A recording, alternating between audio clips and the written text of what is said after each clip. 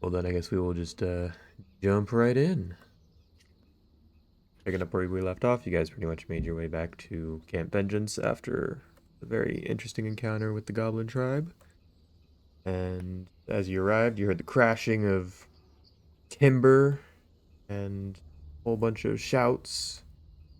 And when you got a little closer, you saw that the camp itself was under siege by a rather large swarm of undead. Looks like a mix of zombies and skeletons.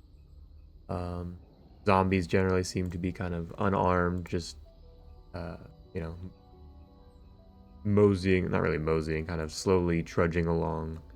And the skeletons do seem to be armed with looks like short swords and short bows and things. Um, and yeah, there's a small group near in front of you that looks like they are bashing against the very large, heavy gates. While like some of the skeletons are kind of standing back, shooting arrows up at the gate tower or the gatehouse. And you can't quite see on the other side of camp, but you do know that there was a fourth watchtower in that corner, and it's gone.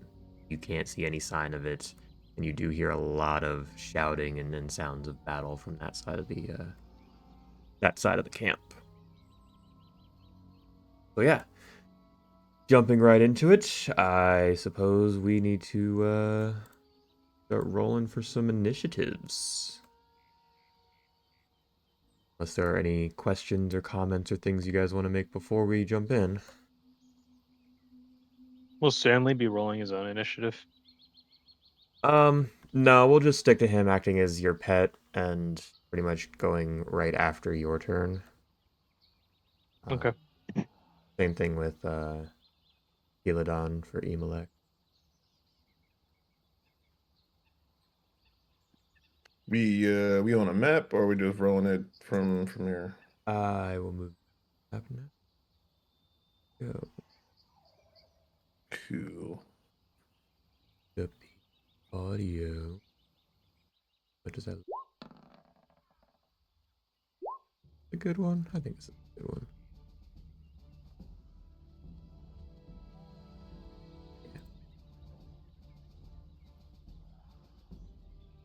Yeah. All right, I'm going to split up the initiatives.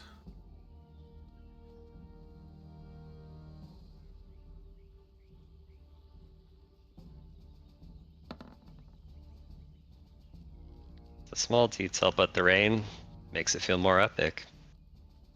Does it really? Does. Good. Such a mood setter. Very, very good.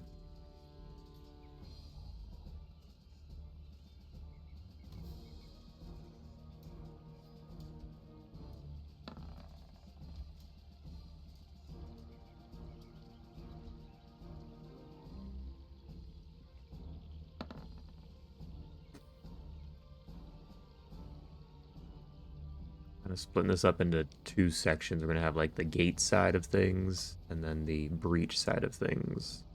So that's why you see multiple skeletons and zombies on there. Though usually I know when we have this many enemies, we're just like, all right, all skeletons go at once, all zombies go at once, that kind of shit. That'll help break things up a bit. Makes sense. I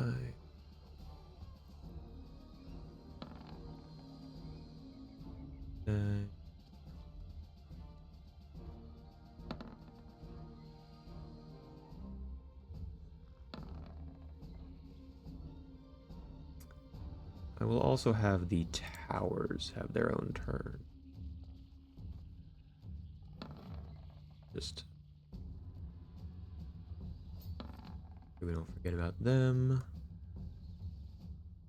And then, of course, all of the named individuals. Wolf Rygor,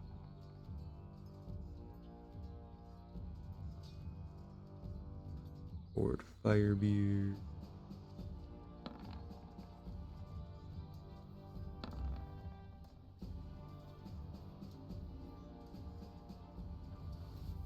I think I'm missing someone. Where's that fella?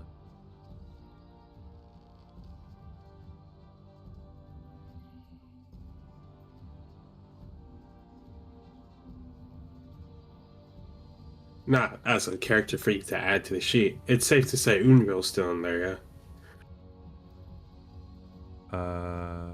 Yes, Undrill is in there. She, you can't quite see her, but um, judging by just her talents and things, she's probably within the medical tents, much like Sister Sias, tending to the wounded and such. She, I'll say she's in there, I guess. And then, of course, the wolves.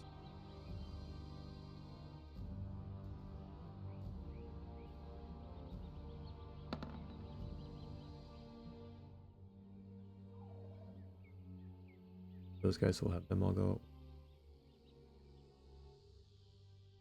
Okay.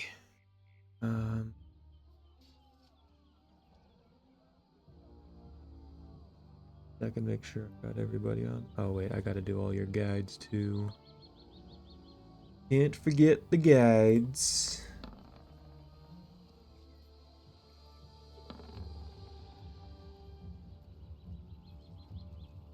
Oh, and the got that. There's a lot of fucking initiative rolls. Holy shit. Siege? Yeah, big time. Did you guys? I guess it's up to you. How do you want the freed prisoners to handle this? Are you gonna like tell them to stay back? Do you care if they get involved? Once Oh, you no, say, they're coming with me, man. okay, I'll throw their initiative on there as well. Whoops, Not that's mechanically speaking, but if you don't want them to, you don't have to. no, it's fine.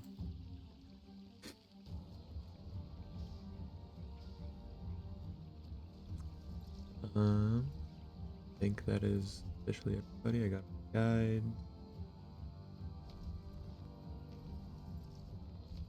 A very long initiative order or whatever.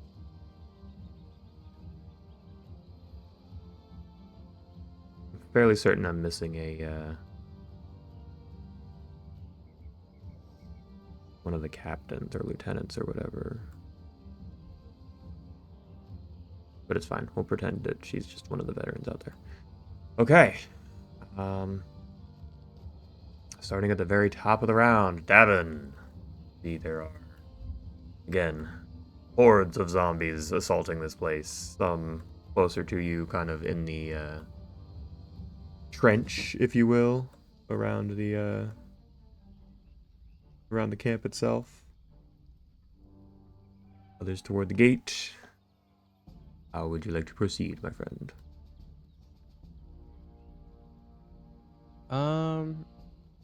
Looks like there is an undead within reach. So I'm going to move I guess south a little bit here and give a little tacky poo to this undead. Sure.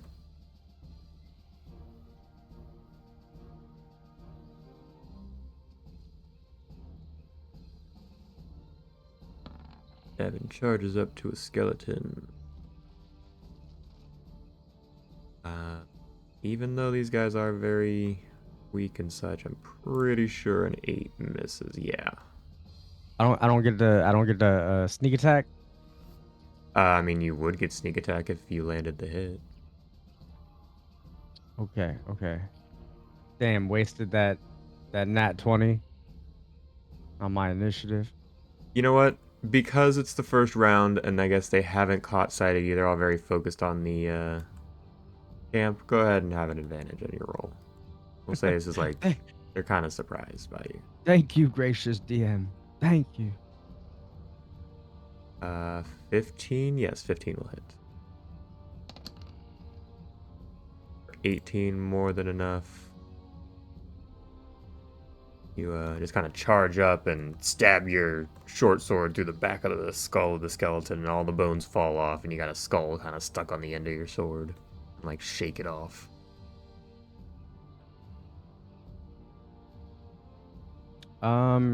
And I'll use my bonus action to dash. Um, I'm just moving right here. Okay. Sounds good. That is my turn. After your turn, you see, I don't know if any of you actually spoke to him, but the face of Wolf Rygor, one of the, a friend of the commander, and tends to uh, travel with the Cholton warriors and such, kind of shooting longbow shots down from above. Pretty sure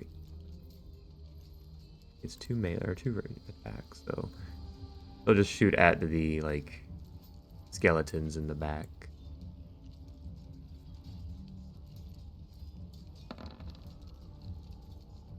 20 hits for 10. Does a big chunk of damage to the first one.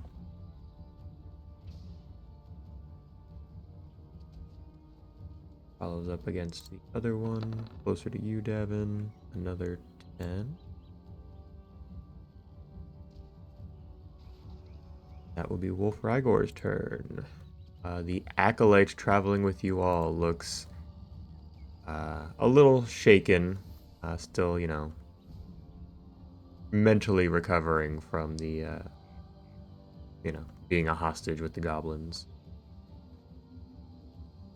Kind of just stands back, and it looks like he's just got, getting his spell casting components and things ready, and is just getting ready to do any kind of support uh, casting that he can think of, and when the time comes. But he's pretty much going to kind of stay behind everybody. He's not one to go charging in himself. So after that, Ryuko.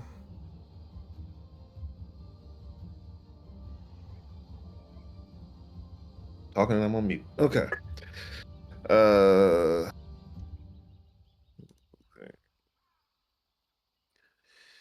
It's what, half movement to move between allies? Yeah, basically difficult terrain. Alright, so that's going to be 15. And then another 15. From here, I can see like the gate and everything right here, right?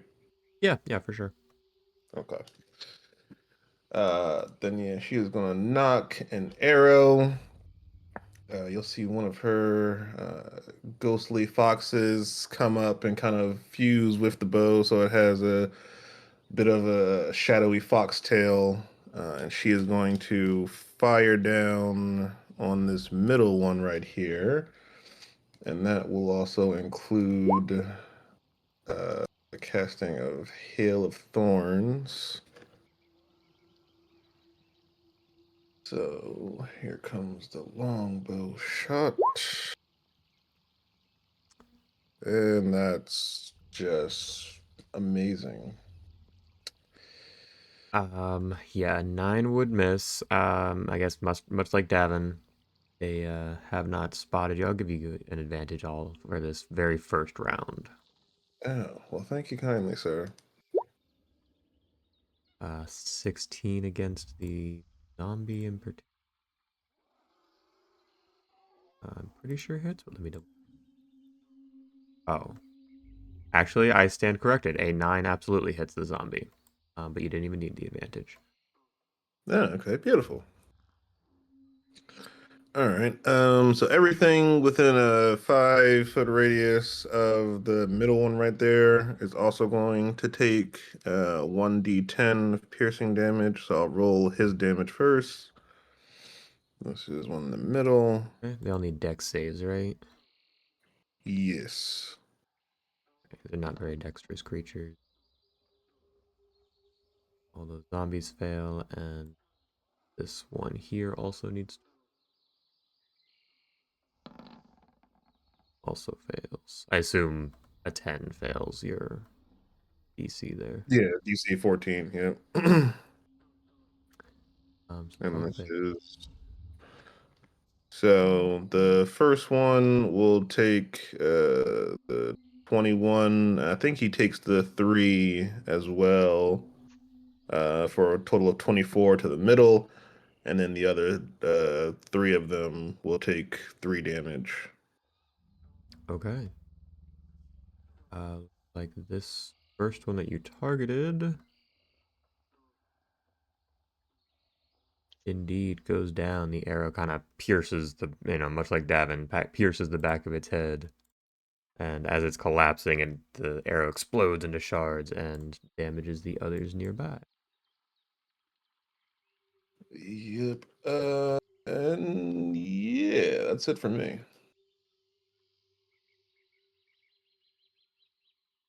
Okie dokie. End of your turn. Why was that not? It is back on. Yeah, it wasn't looped. Unfortunately. All right, so Ryuko, your turn is done. Imalek. He kind of. Well, I'm gonna use my action to dash, and as I'm kind of dashing along, you can see me yelling to Davin and Ryuku, "Excellent initiative, friends! Protect our besieged allies to glory!" And I'm gonna dash using my action, and then I'm gonna use my bonus action to cast Shield of Faith on myself. Okay.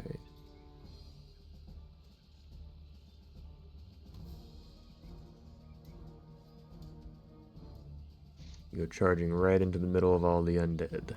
Awesome. Yes. I like it. Good luck, my friend. I wish you luck. Alright, Shield of Faith on yourself. Nice little kind of flare of divine energy kind of forms around you. End of your turn. The veterans, pretty much all the ones up on the walls, are going to start shooting down with their heavy crossbows as well.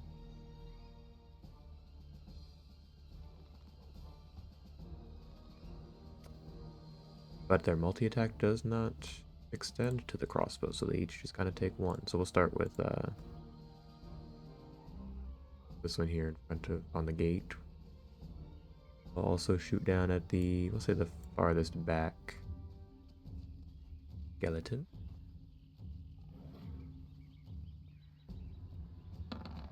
Yeah, annihilates that one. Kind of go clockwise down to this guy. You hear again some shouts from within the walls. Can't quite see him because again this is like a, I want to say 40-foot high palisade, maybe 20. I think 20 sounds more accurate. Let me double check that.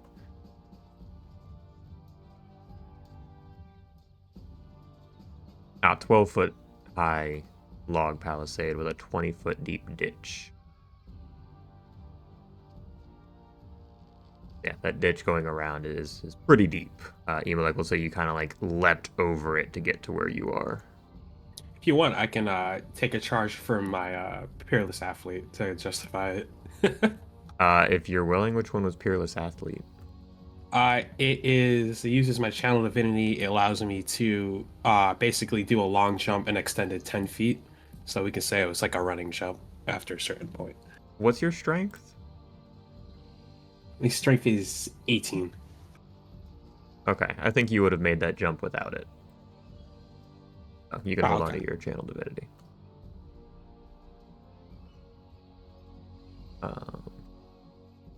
Yes, again, you hear kind of shouting from within, going clockwise. So this bottom veteran kind of releases a crossbow shot at the nearest skeleton, missing. The veteran over here, longbow shot or crossbow shot, excuse me. 13 hits the zombie. Does very little damage, barely kind of like grazes the thing's shoulder.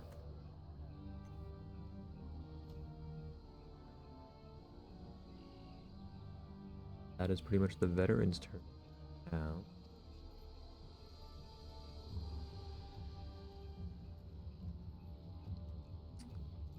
The guard towers also start throwing spears and shooting crossbows. There's I was looking for her. that.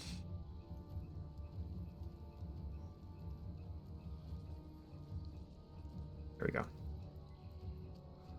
So yeah, the towers kind of started throwing spears and such down from the walls.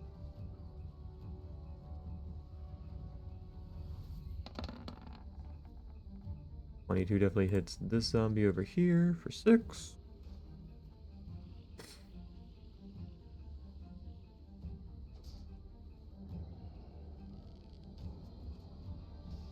And then you guys can actually see the guard towers on the north side. You see spears come launching out from some of the guards up there. 12 misses that one. There's a big chunk to this zombie down in the hole.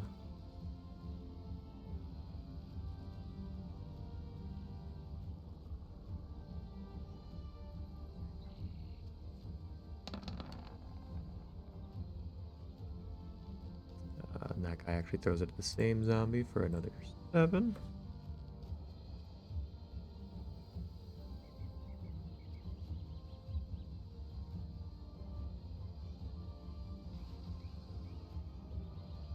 Oh yes, I forgot about this guy here. Completely misses his crossbow shot. Okay, that is all the guard towers. Zarak. If I use up all my movement and then I wild shape, does that reset my movement? Nope. No? Okay. Then I believe the bear. Yeah, I'll wild shape into the bear. And then I will move. So I'll wild shape. Let's just get this out of the way. And then I'm gonna move like here. And then I will action dash to get here. And that'll be my turn. The Stegosaurus Stanley is going to. How deep is this ditch? About 20 feet deep. 20 feet? Okay. He's actually going to come right up behind Ryuku. And if that zombie tries to like climb up, he's going to prepare an attack action if it tries to climb up. He's just going to protect Ryuku's flank for now. Kind of like literally make a wall behind her, especially from the skeleton back here as well. Okay. Then yeah, that'll be my turn, sir. You got it. You Hackenstone. Seeing everybody charging in is going to do the same thing. Get his 30 feet, and then Davin, he's going to kind of just run up next to you. A little past you, kind of get next to the bear. And prepare to engage the undead. Alright, zombies down at the breach all start making attacks at these guards and Cholton warriors and such.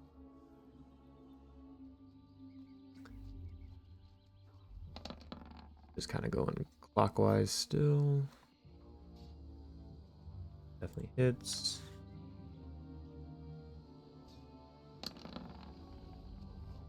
That one misses.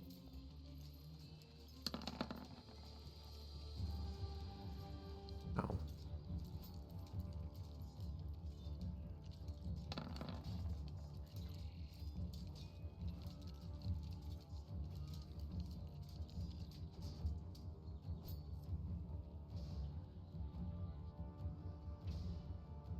These zombies don't seem to be the most accurate of individuals. They also start crawling up closer into the breach. This one kind of like tumbles down the ledge there. These also start making their way through.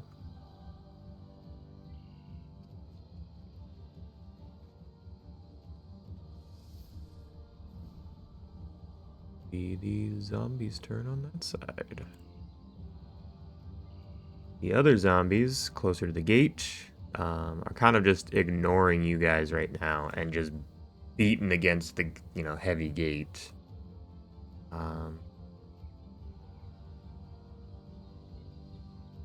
Ian, roll me a d20. Okay. It kind of just harmlessly beating against the gate. That thing could probably take a charging Triceratops and still not break. Those two there just kind of keep doing that. This guy's crawling through the mud and the ditch to get to about here. The one that you have Stanley next to does start to kind of climb out of the hole. Go ahead and roll your attack with Stanley.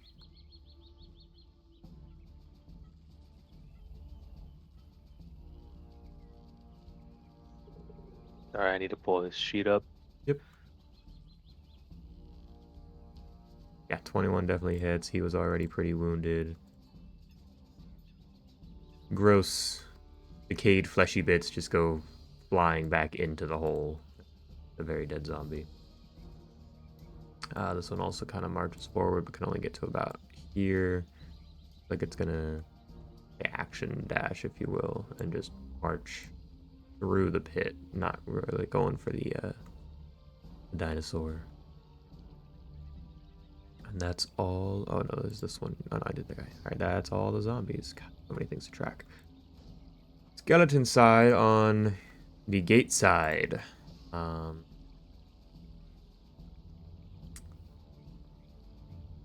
One of them does turn to you, Zarak, and attempt a short sword swing. Rolls a 13 to hit. That hits. My AC's 11. Okay, you take 7 damage from a short sword. The other 3 are all turning on you, Emelec. Good. They have you quite surrounded. You ran like right in the middle of all of them, in front of them and everything.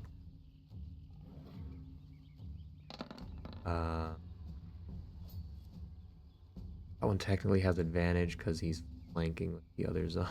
I'm sorry. So that's a natural 20. You take 8 damage. That's fine. The one behind you does not have advantage.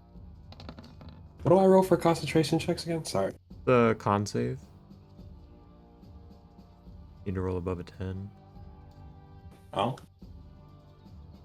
Oh. Came as soon as it came. Went as soon as it came.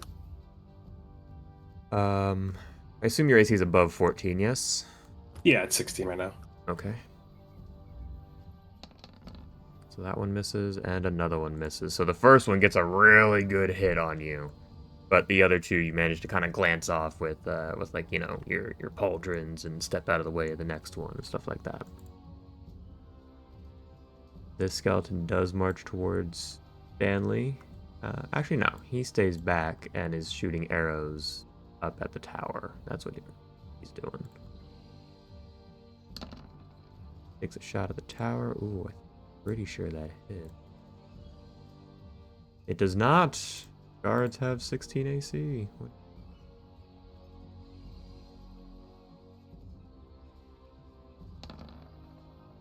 Oh, but that one hits this guard. Not much, though. Kind of glances the guard's shoulder a bit.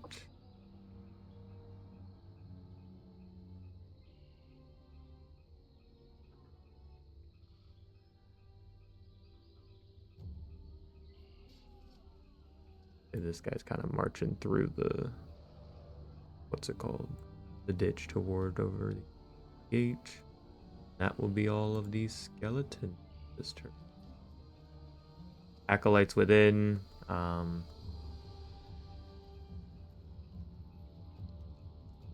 They're all, again, looks like you can't see inside there, but they're all kind of like, again, preparing their healing spells and getting ready to help those in need of Since this one kind of maneuvers over here, ready to help. There, and that'll be their turn. I think it was Ryuko. You had spoken with Lorsa Bilwatal. You do hear the familiar voice of her kind of shouting. Where is she located? Over here on the far side of camp. It's hard to hear Right. through all the, din of combat and such, but you do hear her shout a few times and releasing a few arrow shots.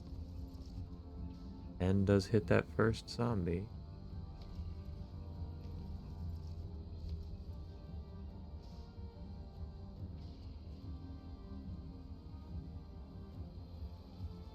And the second one as well.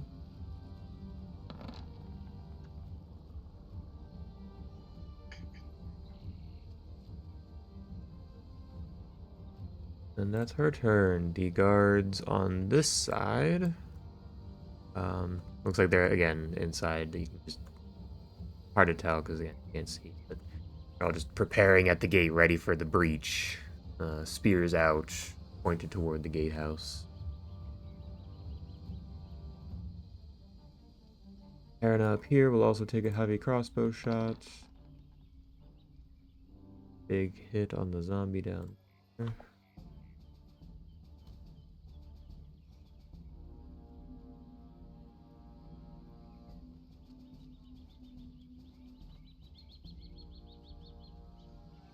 Now all the breach guards start attacking.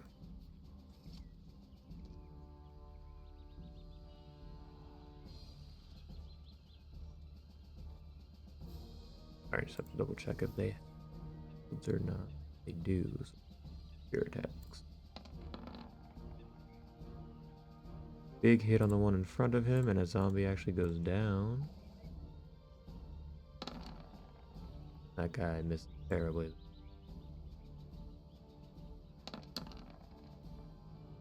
I also miss it. Flint!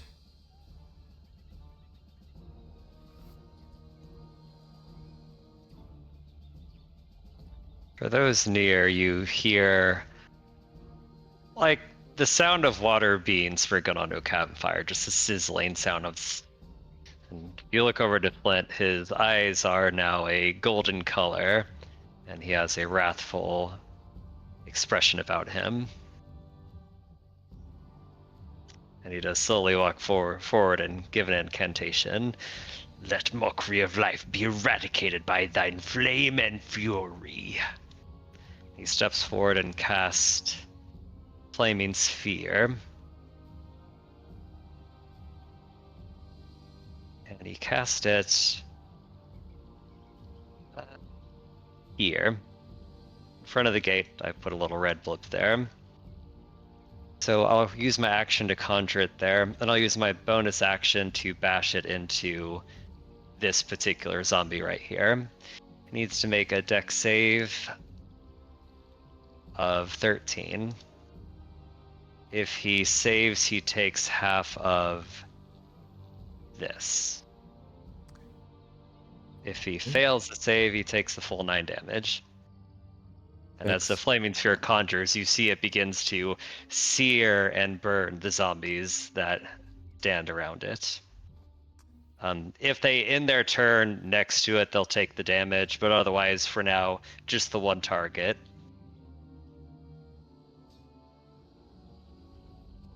Okay. He rolled a 13 on his dex save, so just makes it. Okay, so he'll take 4 damage, and Flint continues to walk forward, Okay. muttering incantations under his breath.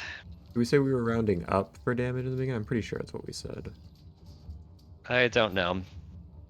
We'll go with rounding up. It makes the doom camp for everybody more fun. Okay, 5 damage it is, and yeah, even like you do see just a big flaming, like sun fireball start to damage the zombies around it. You also realize if you stand next to this thing, you'll get burned. Flint ends his turn. Okay, end of Flint's turn. Iku.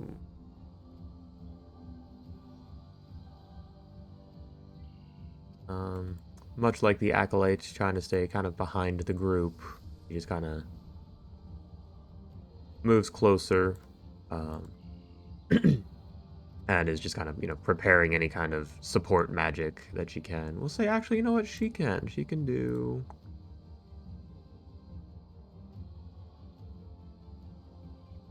Much like the other encounter, she's going to cast Bless.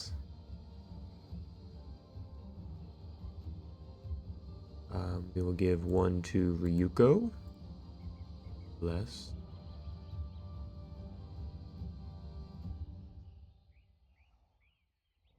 Do one to Flint.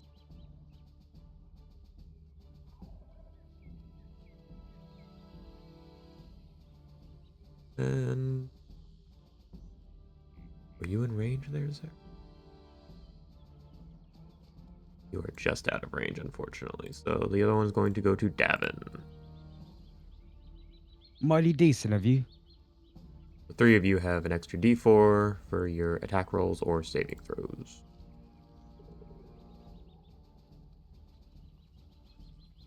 And that will be Iku's turn.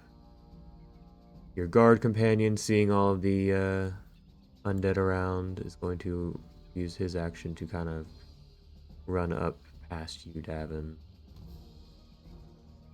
Kind of get next to Hugh and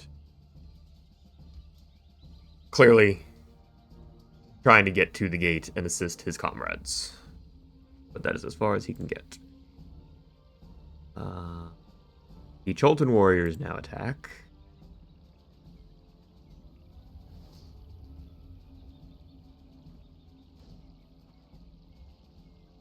But they do not have shields, so two-handed spear attacks. 16 definitely hits.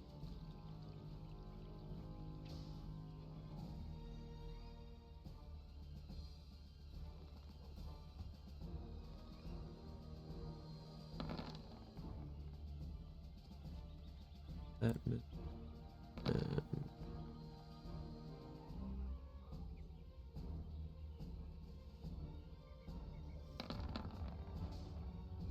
Wow, these Cholton warriors are failing. There we go.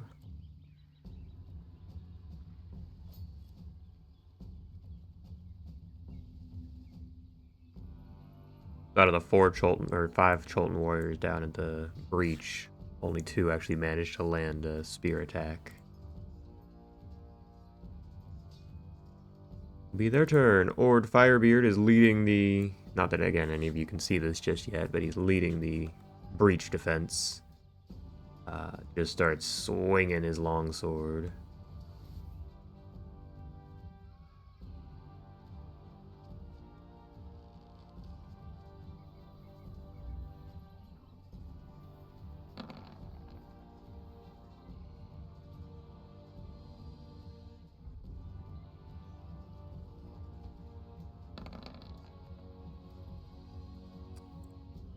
Does some big hits on the zombie in front of him, but does not manage to take it down.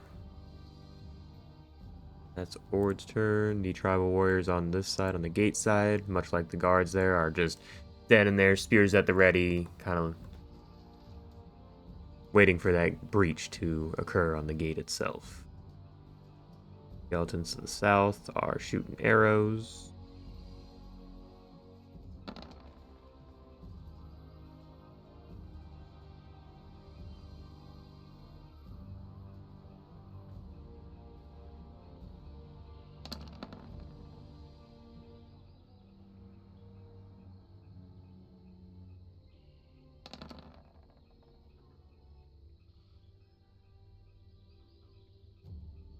Most of them are missing. We'll say a couple of them kind of march toward the breach as well.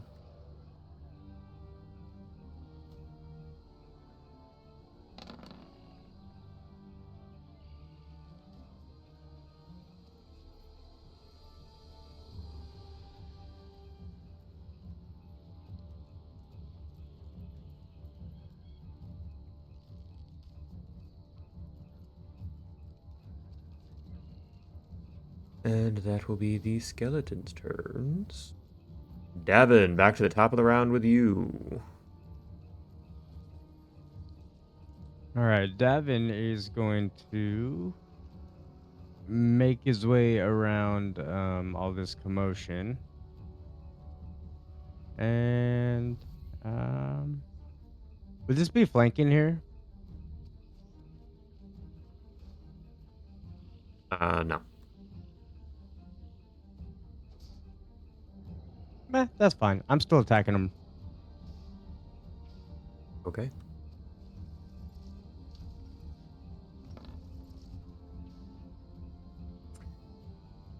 Yeah, even though you kind of like attack, we'll say he's like roughly a little more than 5 feet above you, just because of you kind of had to like slide down into the ditch there, and it's kind of like the beginning of the ditch around the camp. 20 is still is enough to hit for sure. You get sneak attack.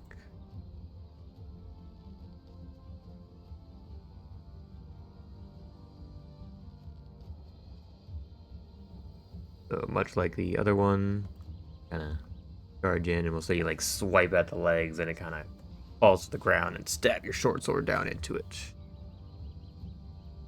killing the skeleton.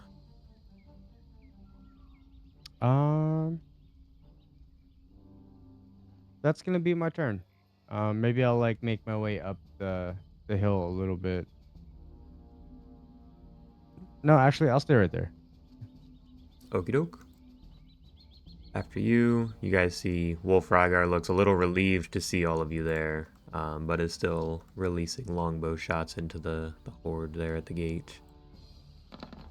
First one will be at this zombie here. Or 8. He'll just attack the same one. Make things simpler. Another 6. That zombie's got like 2 arrows just kind of protruding from its chest, but it hardly even seems to notice and is still just, trudging forward. That will be Wolf's turn. Acolyte, seeing that none of you are in immediate danger, will run up next to Iku, and again, just kind of preparing. Let me see double check any spells.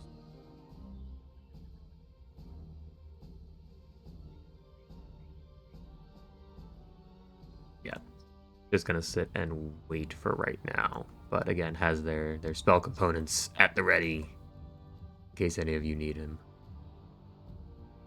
Ryuko, you have a zombie technically in front of you. He's kind of down roughly 20 feet into the pit. Okay, so no disadvantage from like a bow shot or anything, right? I'd say no because he is about 15 to 20 feet away below you. Okay. Then yeah, we'll go ahead and take a shot at that guy. Ball coming in. Yep, definitely hits. Beautiful. And the damage. Ooh, big damage. I'm also. What is it? Is it a bonus action to do this? Immediately after I hit a creature with an attack, I can do another 1d6 piercing damage, and they got to make a strength saved or be moved. So 1d6, 5 extra damage, a strength saved or be moved 15 feet. Okay, let me roll the.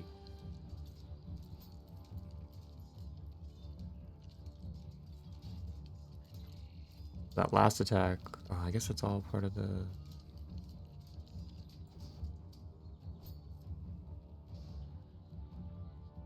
Ian,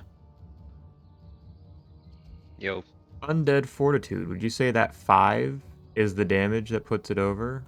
Or is it the whole attack? I'm not sure. I don't remember the wording of that feature off the top of my head.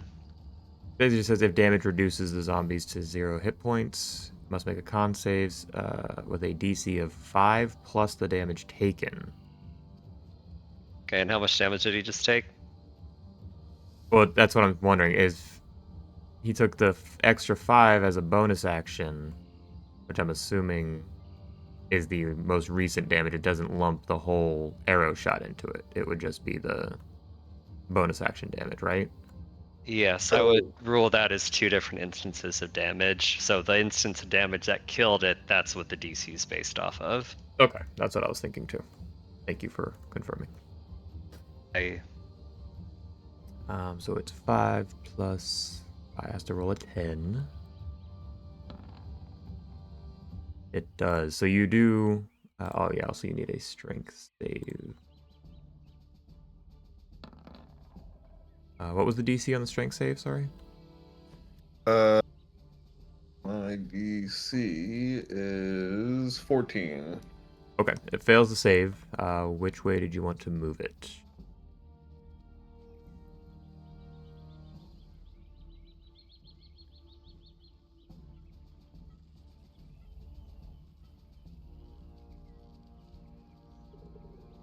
Oh, sorry, I was hitting the wrong button. It fails to save. Which way did you want to move it? We'll go 15 feet this way. Okay. So it does indeed kind of move 15 feet away. But you're sure that arrow shot, on any other creature, especially with the extra oomph from your little foxes, would have killed it. But this thing, as it's like about to fall, its eyes start to close. It just kind of stands back up. Still looks very, mortally wounded and shit, but is not dead. Damn it. All right. Yeah, that's it for me. Yeah, I'm not gonna move, am I? No, I'm not gonna move. I'll stay put. I'm good. Okie doke. End of your turn. The veterans around the place start shooting more crossbow shots.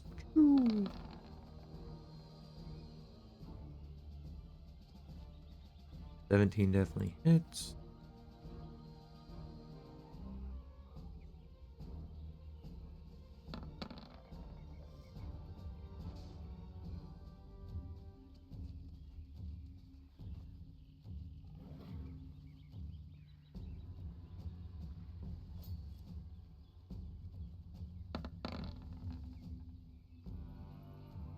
Misses, and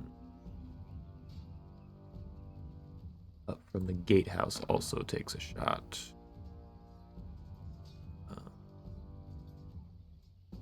Emo, like you see him kind of take a crossbow shot at the zombie just behind you, but unfortunately, just misses.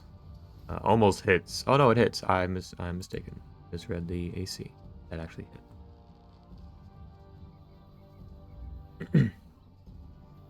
Okay, that's the veteran's turn. Emelec, your turn. You are surrounded by a number of undead horrors. Excellent effort, warriors. I'm going to. How does the one right here look to me? That one looks hardly wounded. Like a bit of a scratch on it.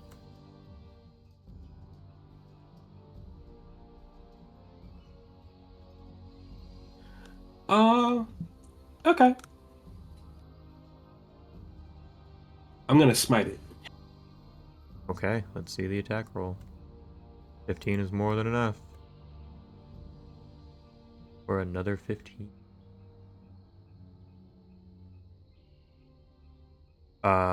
Does it do extra damage because it's undead? Is that how smite works? Um, Or am I misremembering that? I don't think that's how smite works. I think it's just the fact that radiant damage goes past undead fortitude.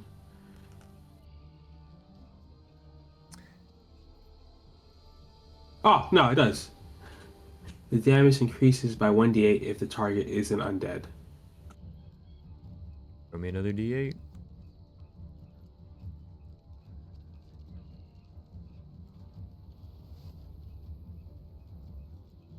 Something I always forget.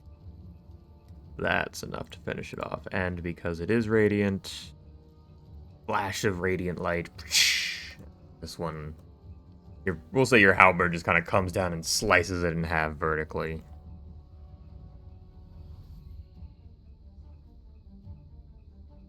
Excellent. And just to remind me, how tall is this wall again? The wall itself is about 12 feet high.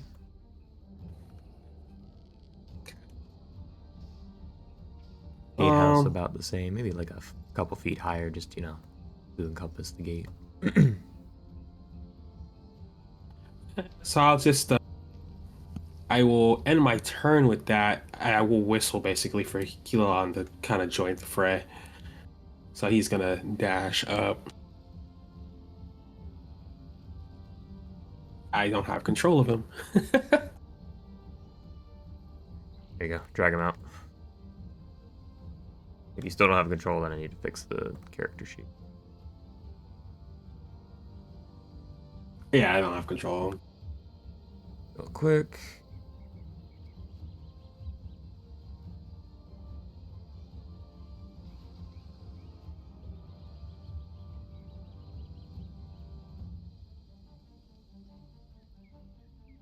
One sec, that you should have control, but let me fix the token on the actual sheet.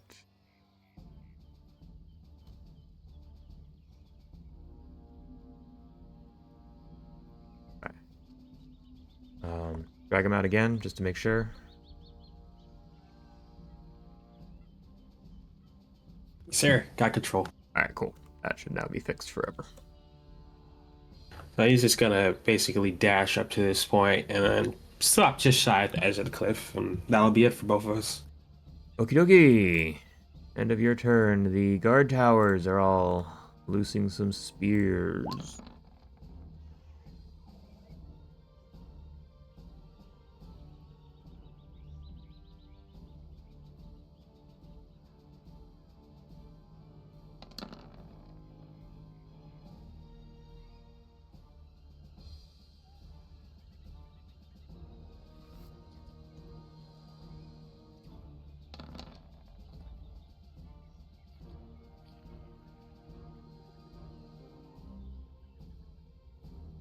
You guys definitely see a couple of spears get thrown from this guard tower down into the skeleton. It's again, but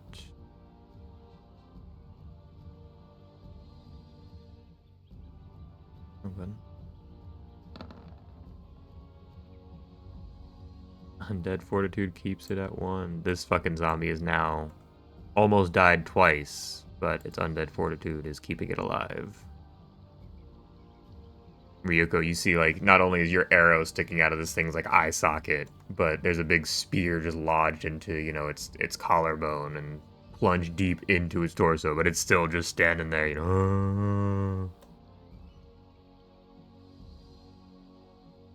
That's the guard tower's turn. Zarak.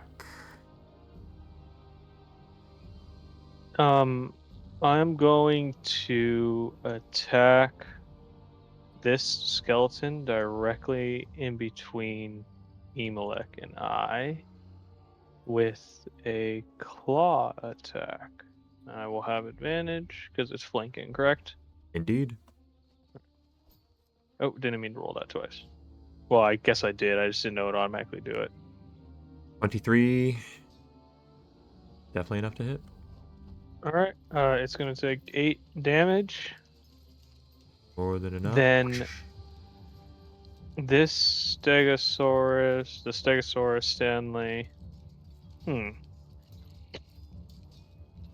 He's gonna actually run around and whip at this skeleton with his tail. Okie doke. Oof. More Wow. than enough. Bones go clattering into the pit. Then he's gonna move back and stand right behind Ryugu again. Okie doke. And that'll be my turn. End of your turn, Hugh. Gonna come dancing around you, Zarak. Kind of squeeze between you and the guard. Run up to this skeleton. Take a battle axe swing. Ooh, but misses terribly, and his axe just kind of clunk into the soft, muddy ground.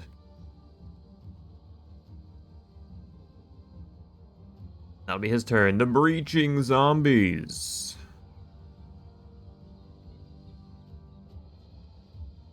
Kind of maneuver themselves a bit. Start just clogging up that breach there. Start slamming. That hits hard.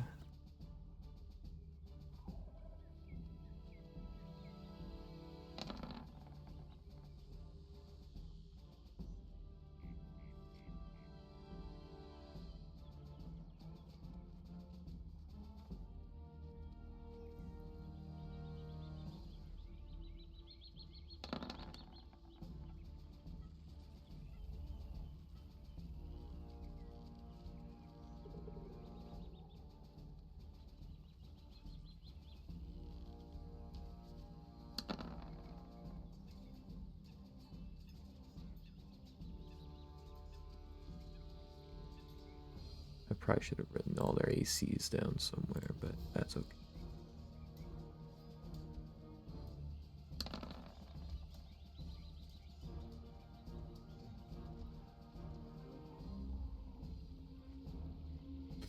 Okay, those zombies in the breach made their swings.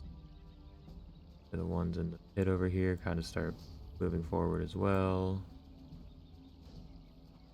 Pushing down that way. That's all of their turn. Zombies at the gate.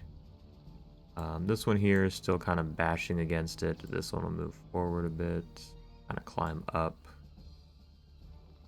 in between the two of you.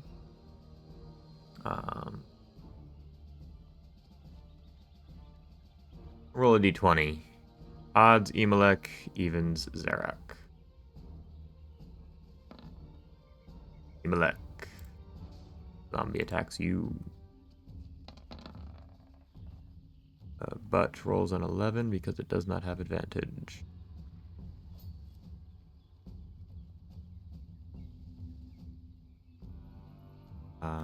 Ian, go ahead and roll me another d20. We have this singular zombie and still not get through.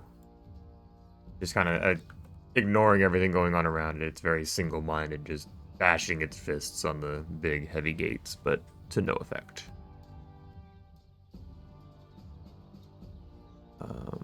This one over here by Stanley finally climbs out of the pit, uses pretty much all of its movement to get to there, and takes a swing at Stanley.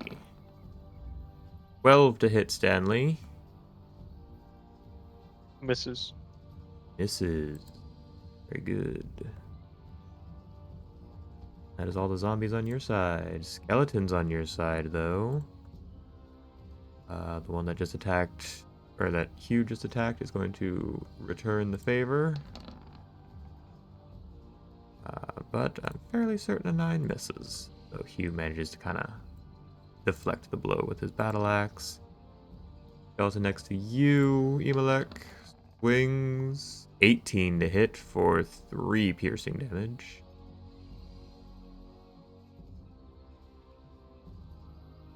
And this one will say kind of climbs up out of the hole, gets to about there. Yeah, about just at the ledge of it. And we'll release an arrow at Zarak because it's a big scary bear.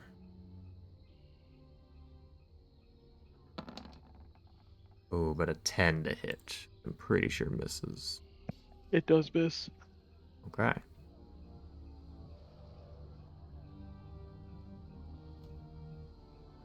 Acolytes within.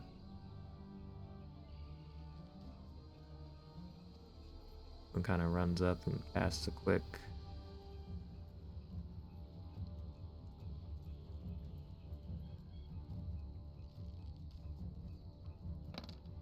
Cure Wounds.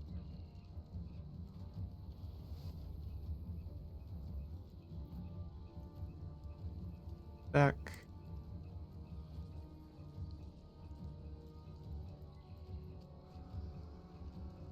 Their turn. Lorsa releases a few longbow shots. Pew pew.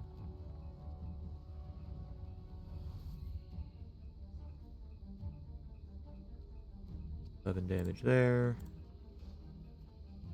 Guards are these. Again, the guards inside the walls over here. Still just holding their ground. Aaron on the wall releases a crossbow shot. Misses.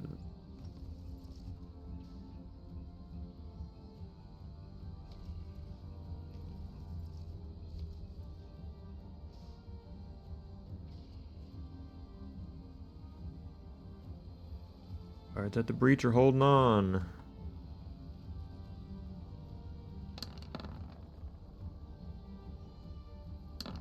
Misses.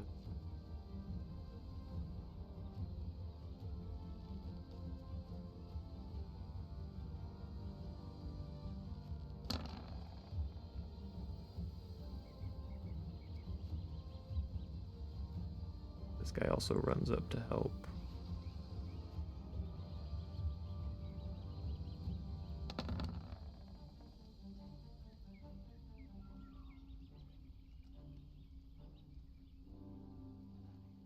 Alright. Their turn. Lint.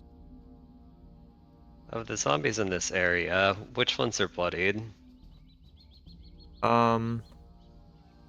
I'd say this one between Imalek and Zarak is bloodied. The skeleton here is just about mortal. The others look like they've taken some damage, but they're not quite bloodied. Oh, I was supposed to roll Okay. dex saves for your fire thing as well. They ended their turns Yeah, there. DC 13. Do you want me to roll new damage? No, we'll do that each round, but we'll say this was technically still on that same turn. Okay, 9 damage is the roll. 9, okay. So we'll say the skeleton first, dex save. Rolls a 15. You said DC 13 or 14? 13. 13, okay, so he takes half the damage. The other zombie.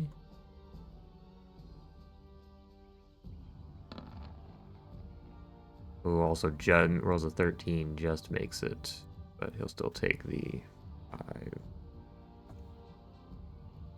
Okay, sorry about that. Go ahead. Okay, I'll use my bonus action to slam into the one nearest to the gate, so another dex save there. Got it. Rolls a 6. Go ahead and roll me some How's it new looking now? damage. Roll me damage again since you're basically it's a new round of you using it. Okay, it takes the full 5. Looking pretty mortal. Okay. Flint continuing to mutter aggressively threatening incantations under his breath while eyes aglow. He does cast Scorching Ray. 1 ray to the one nearest to the wall, and then 2 rays to the skeleton next to Imalek. Okay. One further down. So 3 attack rolls. 1, 16 2, definitely hits. 3. Both 16s hit, the 11 misses. Okay. So guy next to the wall takes 5 fire damage. Okay. Drops to 1. But Undead Fortitude, will you save him? Does fire get around that, or does it have to be radiant? With Undead, it is specifically Radiant. Okay. It's the trolls that have the fire thing for regeneration. or Yeah, whatever. that's what I'm thinking of.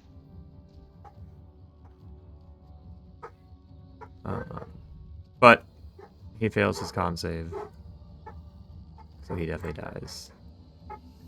Perfect. Yeah, fire ray scorches off most of the torso as it crumbles to the ground, and yeah, the Skeleton next to him does take 7 damage from another Scorching Ray.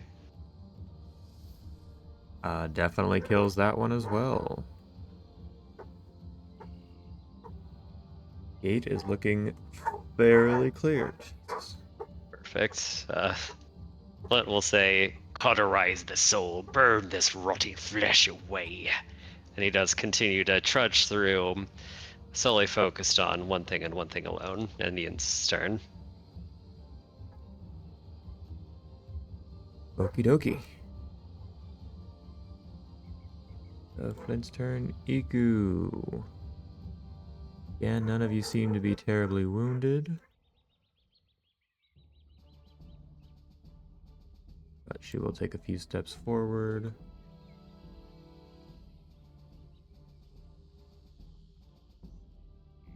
Double checking spell casting. Not much she can do aside from, if she wants to lose concentration. So again, just kind of holding on to some of those spell components. And yeah, ready to do some emergency healing. Your guard friend outside will kind of run around here, get through you, Davin, and get up next to Hugh. Start stabbing at the skeleton there. Ooh, big hits, just enough to kill this skeleton off. And the gatehouse is almost clear. You will remain there. Tribal warriors or the Cholton warriors at the breach, stabbing away. Big miss.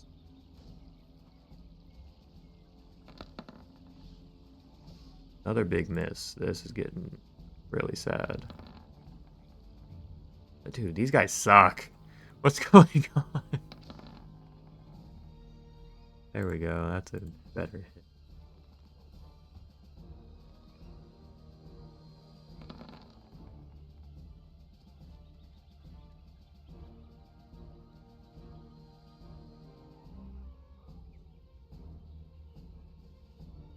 Two of them managed to land some blows. The others all missed their attacks. But that's the end of their turn. This one kind of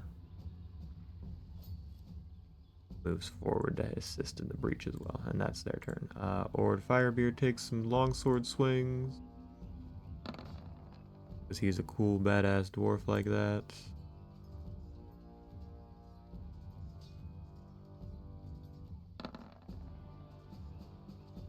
And just demolishes zombie in front of him and swings again because dwarf stuff.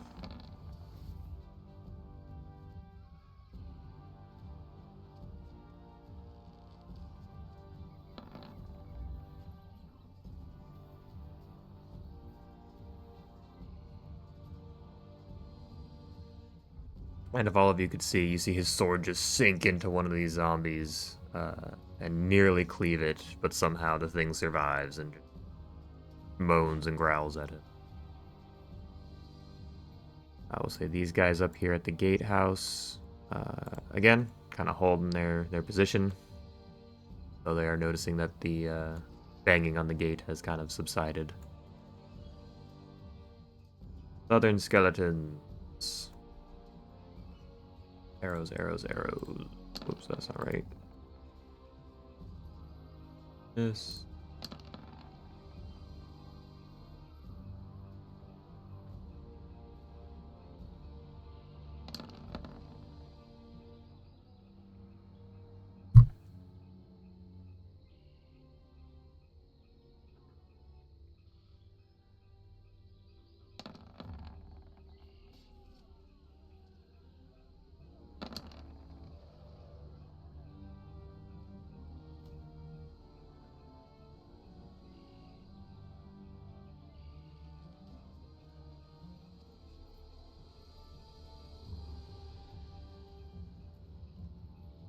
Oh yeah, I forgot here.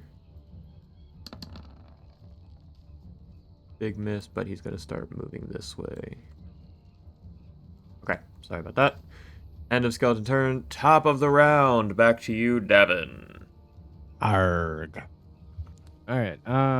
The doors are closed in front of us, right? Yes, currently. Um, I'm gonna run up to the door, and give it a sturdy knock, like I'm the police, and yell, "We got them out here! Let us in and help!" Because there's no skeletons or zombies like within any, except for this one down south, right? There's the one that's down south, and there's the one between Zarak and Emelec. Oh, well, I guess after I knock on the door, let's come over here and attack the zombie. Sure.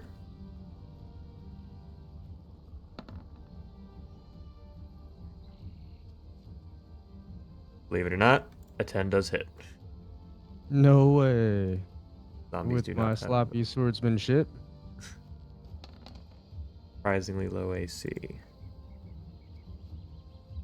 13 is potentially enough to kill it. Do we still have blessed? Yeah. Okay, just checking.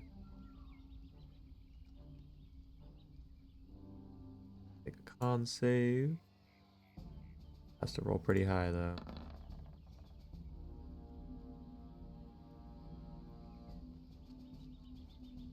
Oh, just barely misses the mark. Your sword kind of plunges in and finishes off that zombie.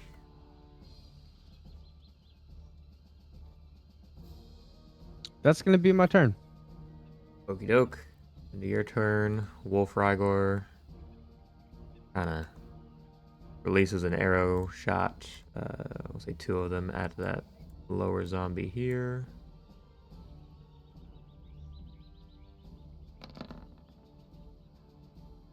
Only one of them land. Oh, neither of them do, because that's not a zombie, that's a skeleton. But yeah, releases 2 of those shots and then runs back to the other side of the gatehouse and says, "Open the gates! Reinforcements are here!" And that's pretty much their turn. Acolyte outside again.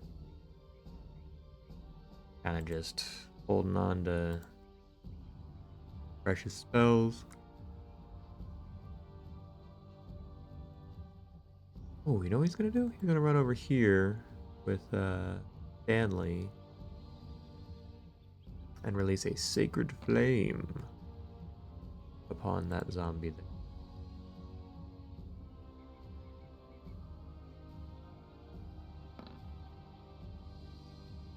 But the zombie succeeds on his saving throw. That is the Acolyte's turn. Ryuko! Okay, so I'm thinking crazy thoughts. How far is this? Is this like the full 15-foot jump? Yeah, I'd say it's a 15-foot jump right up to a 12-foot high wall. 12-foot high wall. Well, that puts a damper on my idea. Fair enough.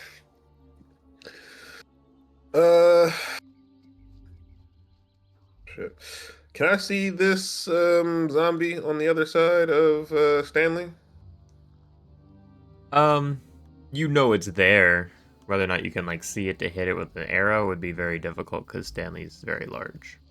Okay, figured. All right. Let's go ahead and move up here, and then we'll give this zombie a shot.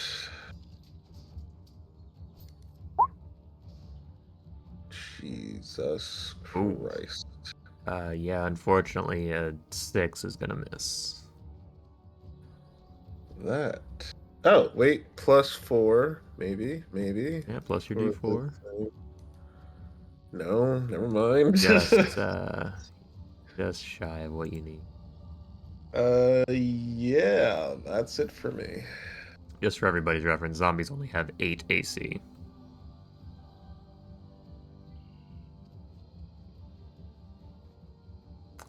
Okay, end of Ryuko's turn. We got to the veterans on the walls again, shooting some crossbows out.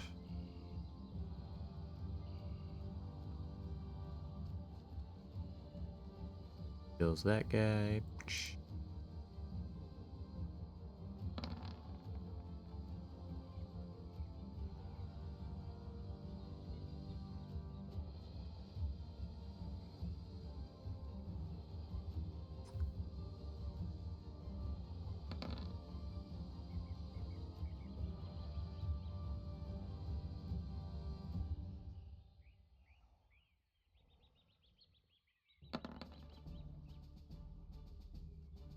Okay, lots of misses from the guys on the walls, unfortunately. But end of their turn. Imalek. We'll say. Oh no, they do it. We'll say this veteran up here, kind of like ran down and got inside the wall and is opening the gates for you. You can at least hear the large bar being removed. But who has time to wait for that? I'm gonna jump it. Oh, up over the wall? Yep. Okay. About a 12-foot high jump.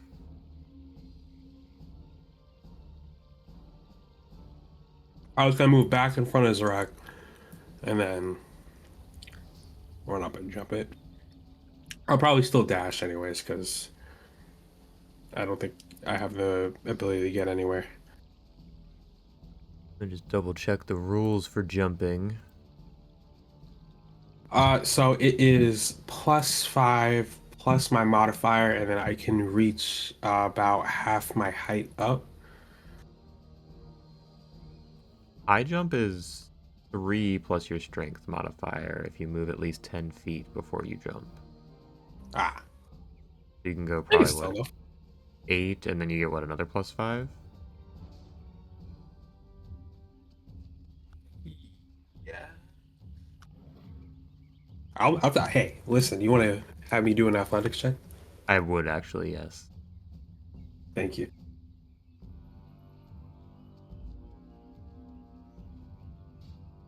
Okay. Imlek is a man, brother. Yeah, you definitely jump up high enough to where you can, like, grab onto the ledge and pull yourself up.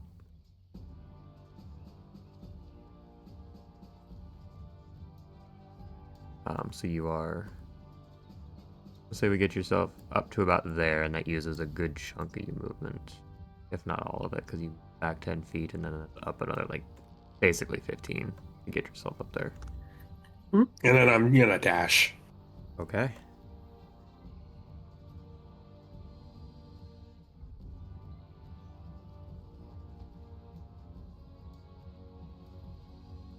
I think I can get like what, just that far? Yeah, you get to about there. Yeah, that works.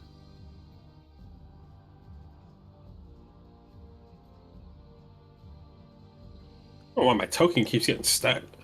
But yeah, that's it for me. As I'm kind of running past, I'll say, "Treat my creature with care." As the Deinonychus kind of runs up to the gate and waits patiently. Okay. I don't know if your token keeps getting stuck. I'm kind of putting you there just to get you in the square. Unless you're actually getting stuck on the corner there, which would suck. Anyway, your turn's over.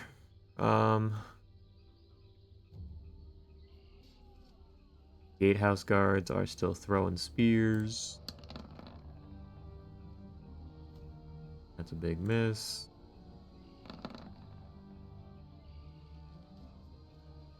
These guys are just not good.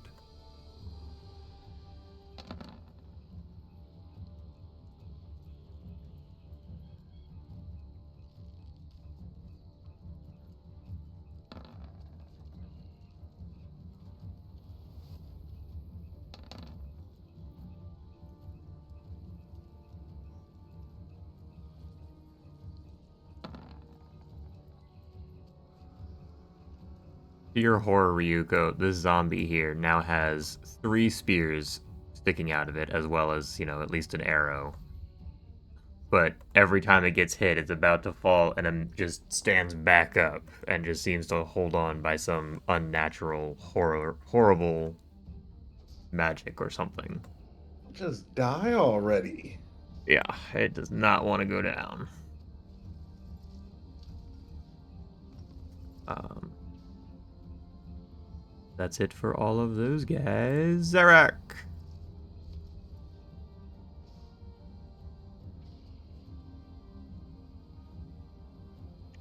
Um, and the gate isn't. They didn't open the gate for us. No, I'd say you heard the bar being removed. But the gates have not been pulled open yet. That takes like the full action from like 2 people. Would a bear be able to do it by himself? Possibly. These are Okay. very large gates, but it's possible. Okay. I'm just gonna walk up to the gate and just like push it open with my body. Sure, give me an athletics check with the bear's stats. Not a high DC, but still necessary. I just roll a strength, right? Yeah, unless it has the athletics on there, which I don't think it does. No, all I see is no. All I see is perception. Okay. Yeah, more than enough. You kind of run up and just shoulder it open. You two see a veteran-looking Order of the Gauntlet member kind of stand there, a little shocked by a bear, and he's got his weapon ready, but doesn't like swing at you immediately or anything. Okay. Is passing through Keeladon double movement? Um,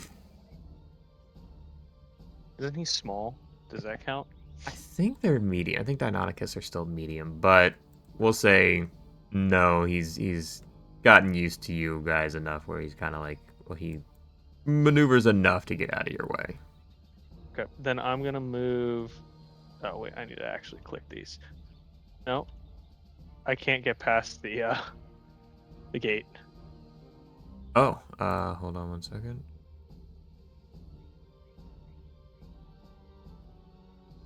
There, maybe now. Yep, there we go. Then I'm gonna move. Oh, no, I can't get past the second gate. There you go.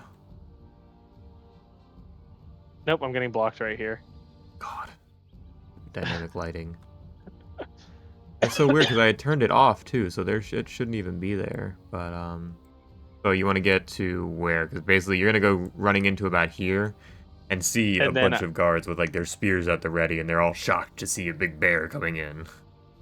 no, I'm just gonna kind of rear back and hold up my paws and look over at Emelec to try to be like, have them not attack me.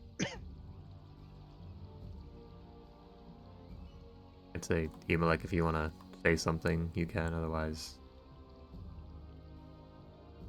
we'll see. The what happens. creatures of flesh and not bone are my allies. Please treat them with care. And then Stanley is going to attack that zombie with the intention of finishing off. 11.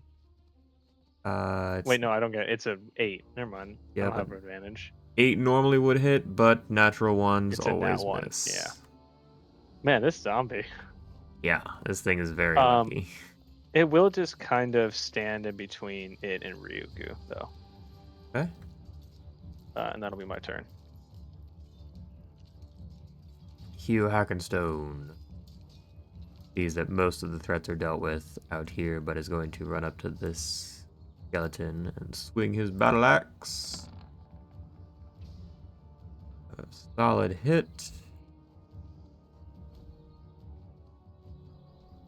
It's a big chunk of damage, but skeleton is still standing, and that will be Hugh's turn.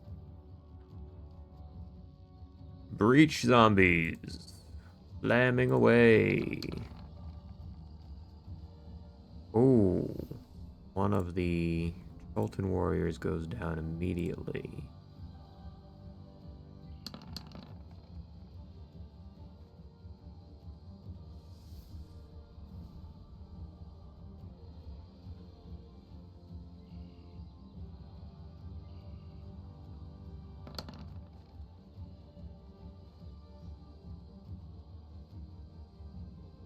One of the guards actually goes down too.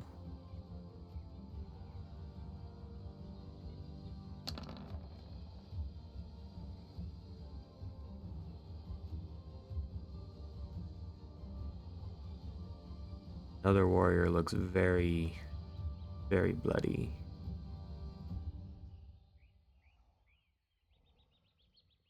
Just kind of inches forward and can't quite get through. All the zombies on your side are dead except for this guy up here who's going to again just take a swing at Stanley. 7. Only one skeleton over on your gatehouse side is in combat with Hugh. Oh, Hugh gets hit by a critical.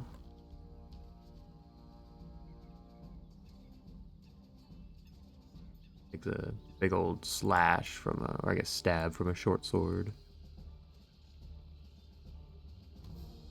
Acolytes within. Go running around and do a bit of healing here and there. Or at least attempt to, but can't quite reach the wounded one.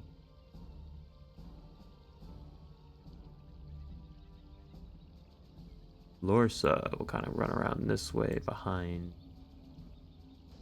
What's his name? Ford. More longbow shots. Pew.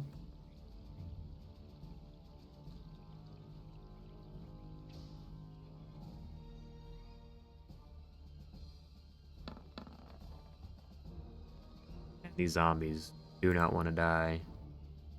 There's a zombie over here that has like 2 arrows sticking out of its head, but it's still just walking along and fighting. The guards on your side, Zarak, all like they both have their spears pointing at you. They look in shock, and then hearing Emelek's words, they kind of slowly lower their spears and then carefully take like a few steps back and start making their way toward the breach. I'll say he even uses an action to kind of dash over to here. This one does the same.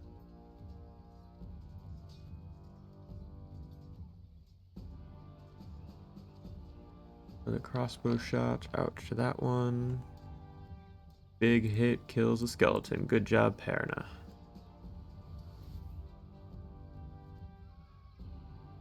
Breaching guards also attack with spears.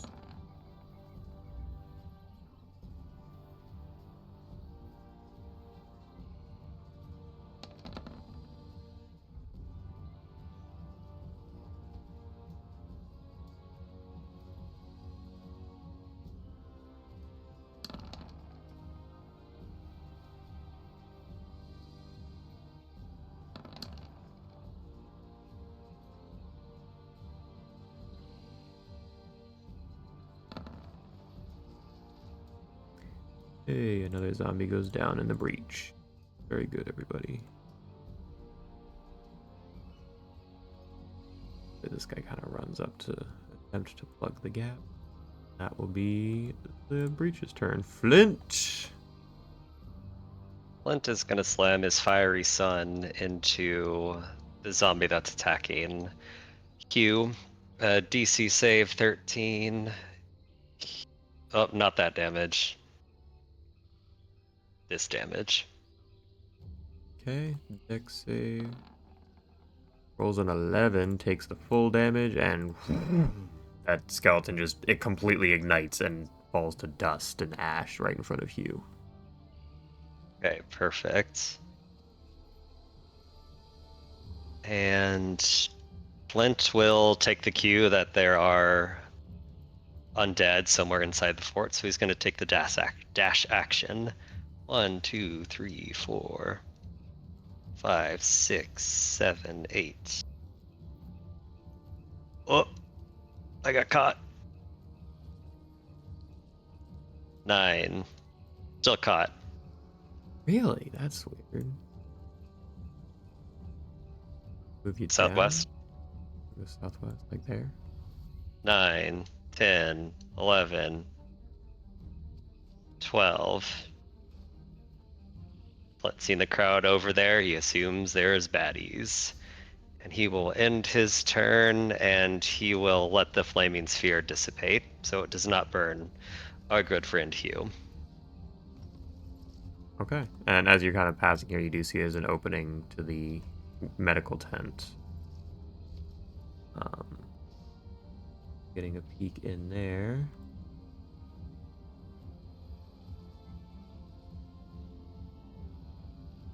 You do notice, you see Sister Sias is in there and with another acolyte tending to a bunch of like 3 or 4 wounded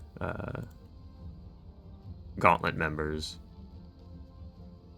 Hear the moans and the cries of them wounding, and she's wounded, and she's doing all she can to help out.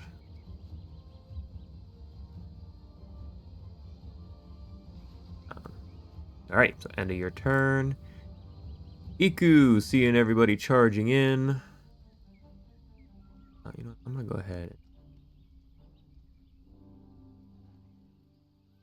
All of those out of the way.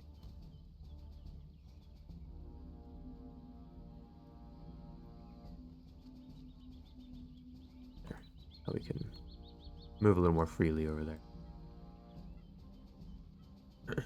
Yeah, so Iku attempts to come charging in behind all of you. Doesn't want to get left behind.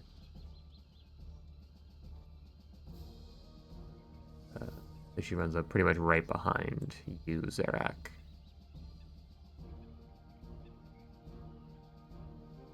That's gonna be... Actually, Zarak, you took a couple of hits, right? I took 1 hit. Okay. Or 7.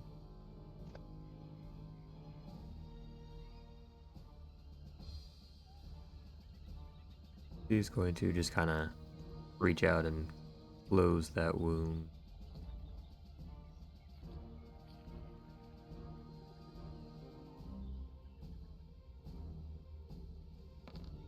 You take 4 HP back. Awesome. That's her turn. The guard outside is also going to come charging in. He gets to about there. Runs in past you, kind of like squeezes past you through the gate. Kind of see him, like, say something to the other Sultan warriors there, and then attempts to get to about there. Attempting to charge and help out his friends.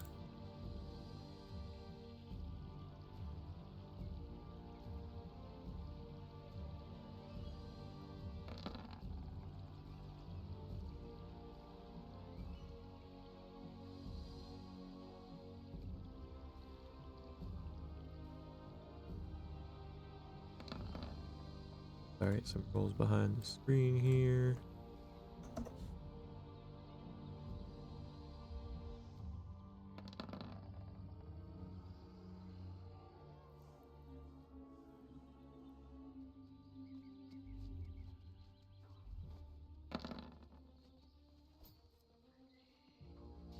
Okay, getting a better look from some of you over on this side. It looks like they are fighting fiercely.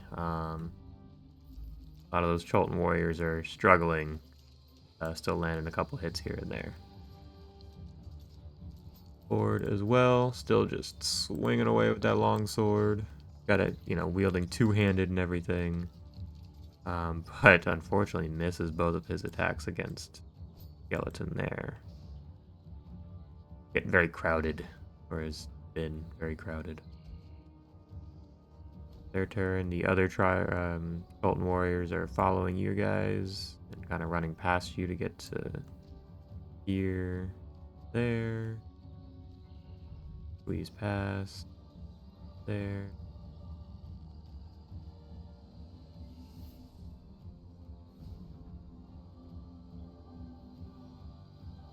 They can do about that. Last are the southern skeletons at the breach. Move up and plug the gaps. Get that body out of there and that body out.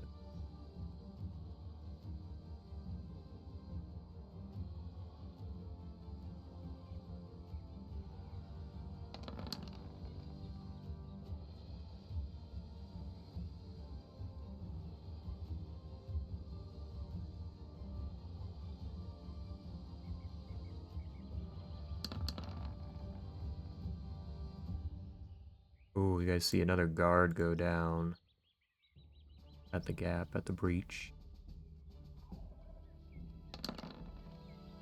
And a second one. Oh, man. The last couple guys outside are shooting some arrows at the guy on the wall.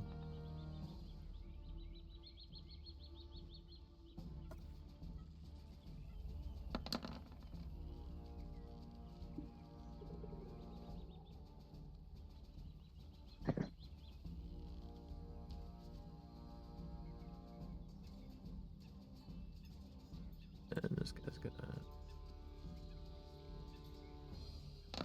shoot as well.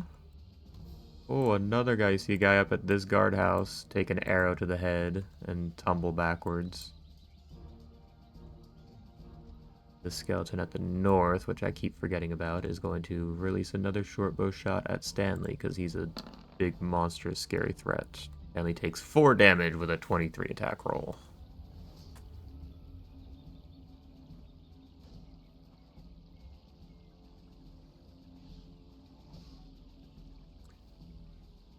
And that will be their turn. Top of the round again, Davin. Oh, poor Stanley. All right. You said how much damage did he just take? Stanley? Like 4. Oh my gosh. All right.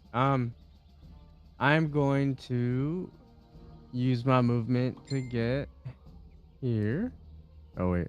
You're probably gonna get caught here. I got you. Get there. If you're still stuck, let me know. Thank you very much. I was actually using the ruler on accident. That was my fault. And then from there, that's exactly where I wanted to go. From there, I was going to use my bonus action to dash on top of dashing Okay, you to got another get like 60 to. feet.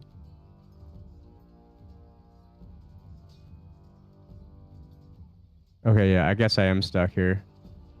There you go. That's 5 feet.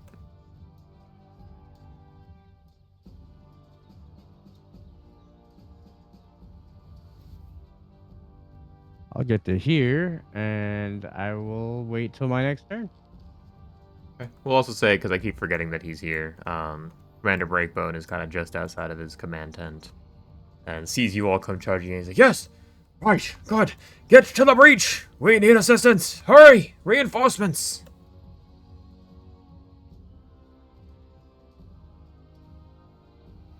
And end of This your is my turn. Okay.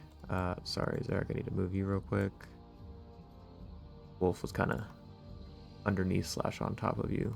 Wolf Rygor will kind of just stand here at the edge, and having a longbow can shoot from ridiculous distances and has a little bit of a height advantage. Gonna start shooting down way over here into the breach.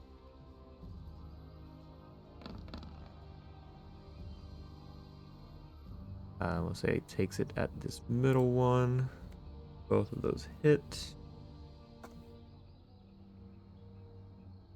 That's Wolf's turn. Acolyte on the outside.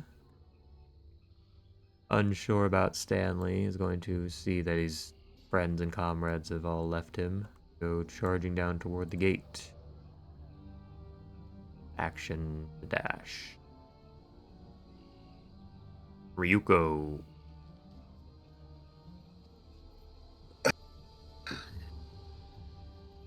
I was hoping he was gonna stay. Would Ryoko leave this stupid dinosaur? Probably not. She knows Eric likes this thing. All right. We are going to first off do a bonus action for Zephyr Strike. You imagine you'll see one of the spirit foxes jump into her chest, and then her fur starts to stand on in as it's charged with energy. And we will. So I have 60 feet. I'll spend 20 of that to move to right here. And I have a line of sight on this one over here, right? Yeah. All right. So, with Zephyr Strike, I get advantage on one attack, so I'll use it now. Longbow coming in. Bam. That will definitely hit. All right. So we have the regular damage. Bam. Then we have the 1d8 for the force damage. I'm also going to throw on Gathering Swarms, which is a 1d6. Don't bother. It's very, very dead. Okay, well, I'll use that Gathering Swarms to move me 5 feet. So I'll move this way. I still have a good number of movement left. I'll leave Stanley to that. So we'll move down. That's 30. And then another 30 to get there. Yeah, that is it for me.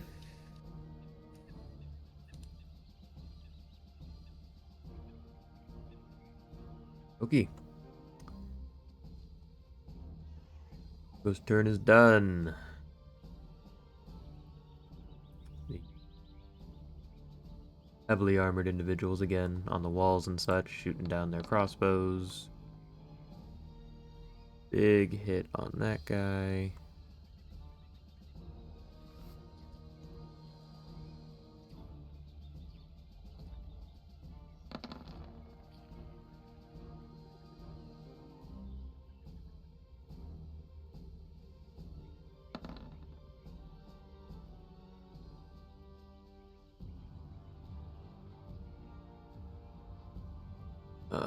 This guy up here, seeing that there are no more threats up in the north, gonna start climbing down. His way over here, kind of just charge up to the rest of the group. You also see the other armored guys near the commander start to make their way toward the breach as well.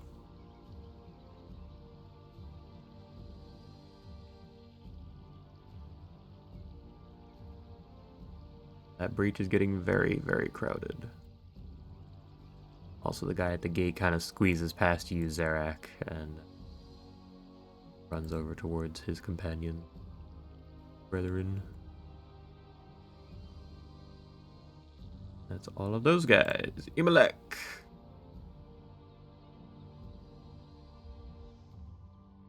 Emelec is gonna do the only thing he can do and dash to the action.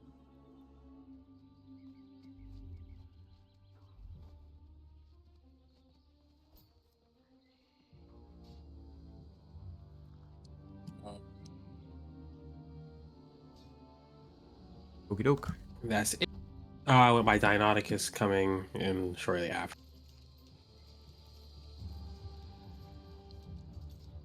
Oh, I'll get him inside. Sorry, I know the dynamic lighting keeps fucking with you. They kind of like, runs underneath Zarak's bare form. I think he gets about that far, so he's just right behind Flint.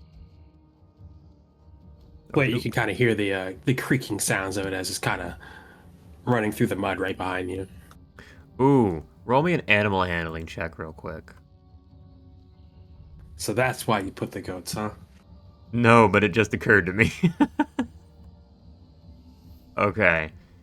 For a brief second, it's hard to see. It's like you kind of look behind you and see Keladon running, and his head turns to the goats and locks onto them for a brief second, but he keeps running towards you. My boy's a well-trained boy. Alright, that's it for us. Okay, end of your turn. The guard tower guards. This guy has no more threats, so he's gonna also jump down and run to assist as he can. These two helping Stanley, throwing some spears at that last zombie. That dude misses terribly. That dude hits But undead, whoops. Undead fortitude. God damn the zombie. Again, another spear now sticking out. There's like 4 spears out of the zombie up here. It just refuses to die. Greatest zombie of all time. Must be, dude. I mean, it doesn't help all the damage to him so far has been like, low single digits. You should just do the Nemesis system and have him come back as a new boss. I'll consider it. But that is all the guard tower guys. Zarak. Very crowded camp. Yeah.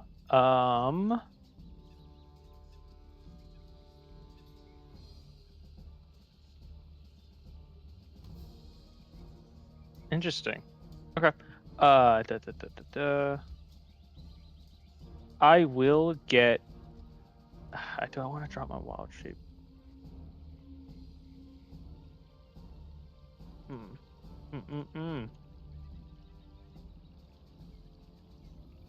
I will keep my wild shape, and Oh, I still can't move.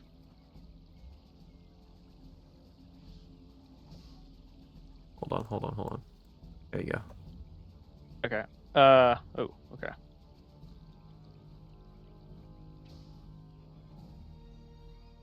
I'll go to here. That's 25. So I have like 10 left, and then I'll move here. I will dash to just basically get up behind Emelec and get ready to support him. But these guys should clear a hole for us. And then Stanley's gonna try to kill this fucking zombie. There we go.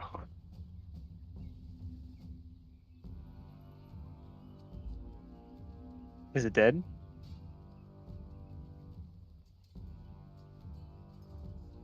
Uh, 18 definitely hits. 26 piercing damage. I'm not even gonna roll undead fortitude. He can't beat that.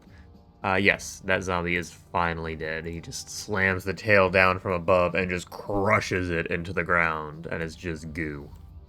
Okay. Then I'm gonna have Stanley start walking this direction. Just lumbering on by. And that'll be my turn. Doogie. You saw all of you charging in, but Hugh's kind of crazy. He's gonna run around the outside. About here, and then dash to here. And kind of just standing there on the ledge looking down at the skeleton in the pit. He's gonna pretty much attempt to flank from the outside, because, like I said, Hugh is mad. End of his turn. The breach zombies. Lots of slam attacks from everyone. Yet another Cholton warrior goes down.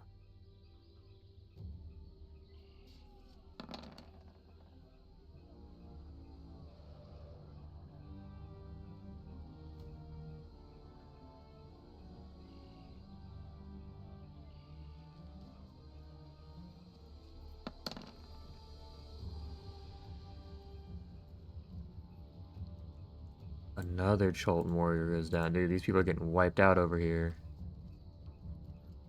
Last slam attack, and then the rest of them will just be moving.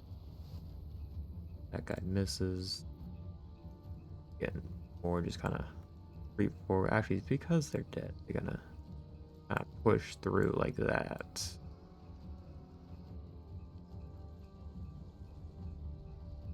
That one's gonna push through to here. And you can see they're starting to get through the gaps here.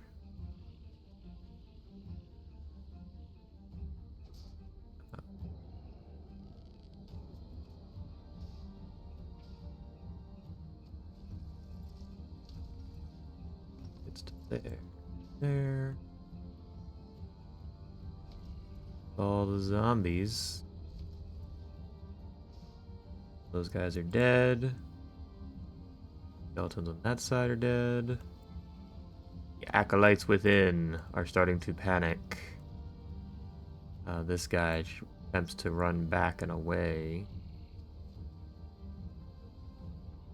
But naturally, attacks of opportunity against him.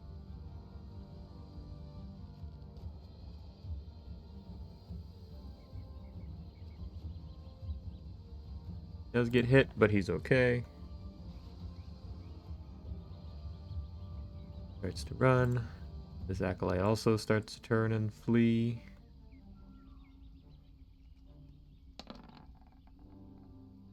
He also gets hit, but is still standing.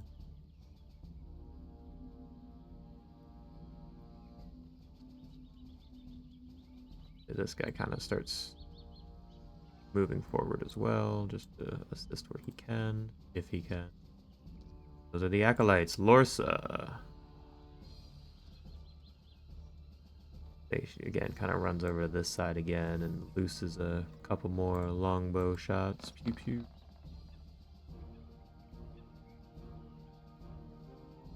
First one hits that guy.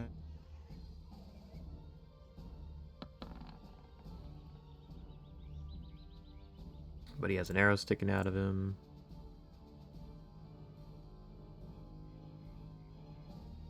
Does manage to kill this zombie though.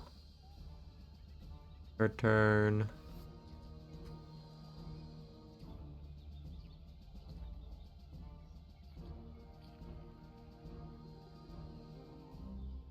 Threats up there. These guys start coming down from the gatehouse or watchtowers. These two just kind of take flanking positions on the commander, protecting him. This guy just kind of runs over here, starts to move down toward there, and that's their turn. You still see Perna up on this gatehouse or watchtower, shooting down at something outside the walls.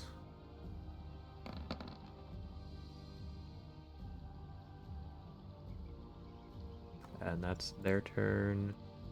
Breach guards.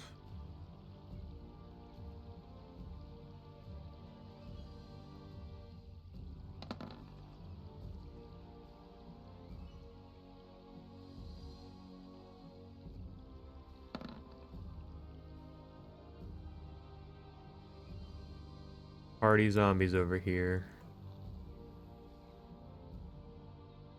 Kinda.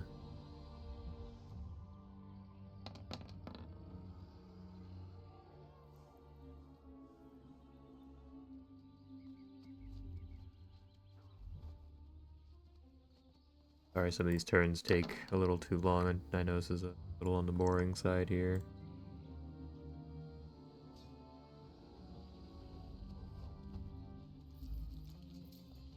We'll say this guy plugs the gap there.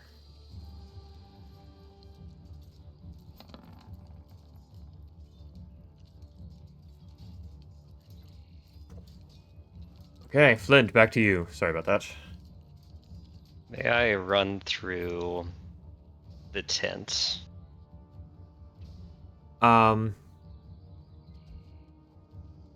There's only one opening, but if you want, we could say you like run through and kind of cut a hole in the back.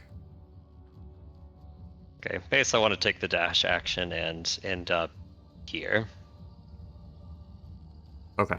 Yeah, it'll take pretty much all your movement action, even bonus action and everything. We'll say I'll be generous, say bonus action to just kind of, pull out a dagger or something and just a quick slice through the canvas. Yeah, Flint runs up and he does shout, "Hail, soldiers! The night is darkest before the dawn!" And you start to see Flint glow a pale light color, and you see his hand go up, and you see a glowing ball start to get bigger and bigger and bigger. And Flint will end his turn. And he's trying to like inspire those around him as he speaks and runs up. Okay. After you, Iku comes running in.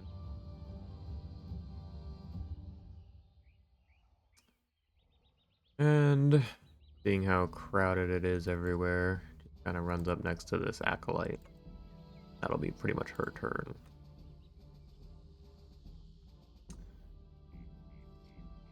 Guard will as well, just kind of follow her lead and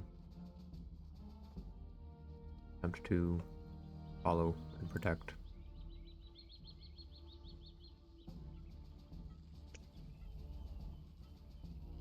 Couple more attacks from the Bolton Warriors.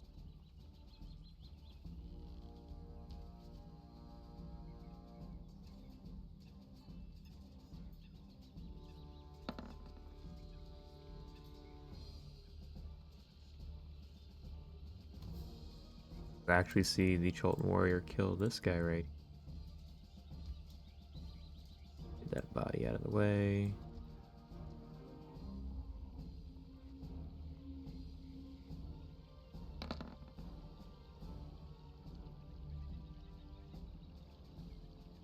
Your inspiration seems to have helped, Flint. Your Cholton Warriors next to you are landing many of their blows, except this lower guy.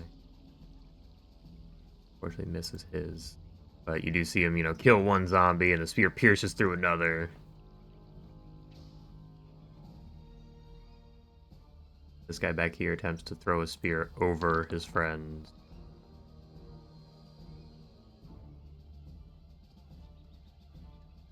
That does actually land.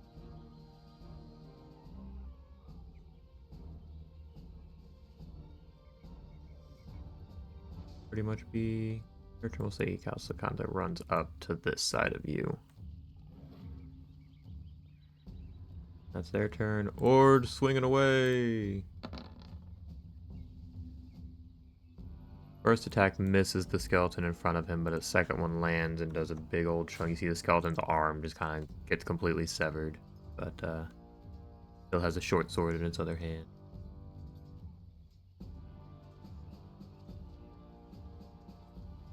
Run through their friends here.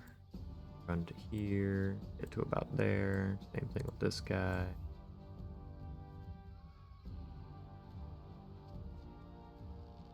This one as well will get to about there. Skeletons at the breach.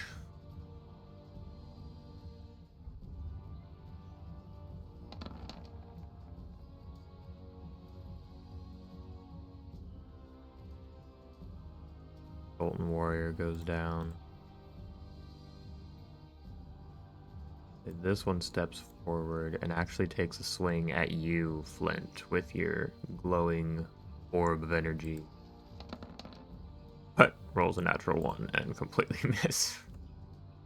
Blinded by the light. Pretty Correct. much. Yep. Guy swings at Ord. Misses. This guy swings at a guard. Misses.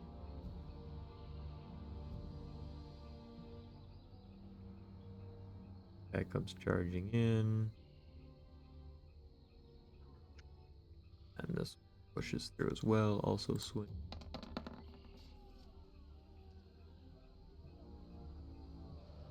Yet another guard goes down. This is just like becoming a very bloody breach over here. Death on both sides. Last guy on the far side is shooting a bow at Perna, but another natural 1. Oh yeah, and this guy by Hugh actually sees Hugh, climbs up out of the hole using all of his movement, and takes a short sword attack at Hugh. Ooh, that's a hit.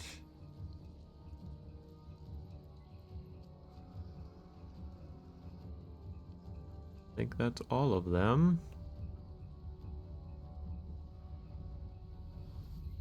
Okay, top of the round again. Davin, you will hear again Al's Breakbone just shouting out orders and things, and he kind of maneuvers a bit just to get a better view on everything. But yeah, your turn, Davin.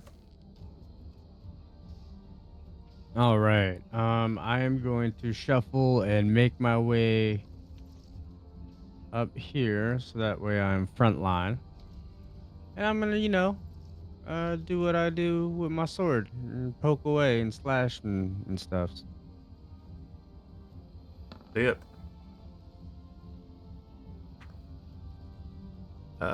15 against the skeletons just misses. Oh no, it hit. Sorry, I'm thinking of the guards. I was about to say I thought it was 8, man. No, those are zombies.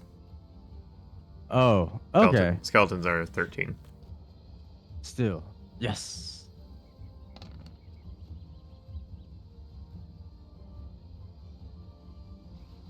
Definitely kills it.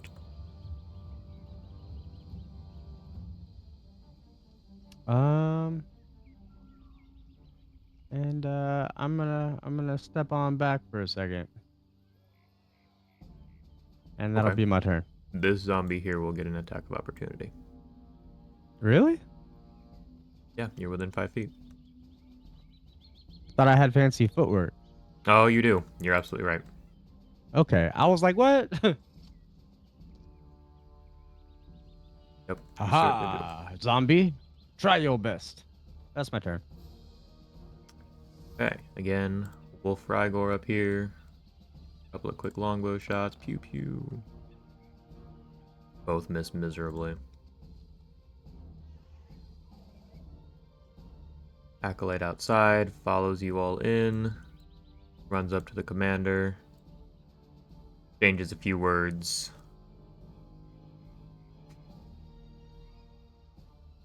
But most of you are too far away to really hear anything. Ryuko. I think she's gonna take a page out of Hugh's book. And we're going to move along the outer edge. We will action dash. Get about right there. And yeah, that's it for me. Okie doke.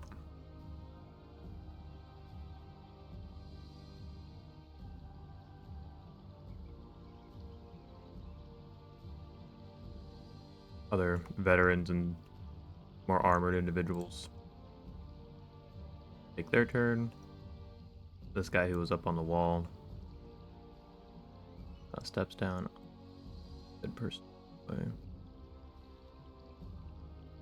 And move forward again. Get 2. And just wades right into the fray right there. And just starts swinging away with his longsword.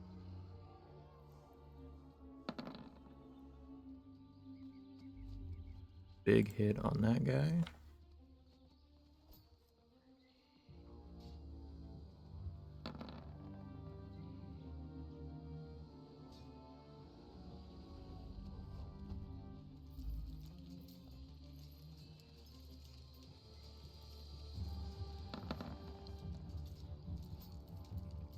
Is to take out yet another zombie.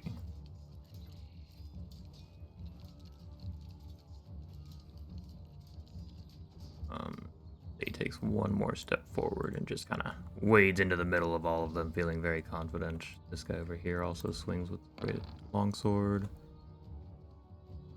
Good hit.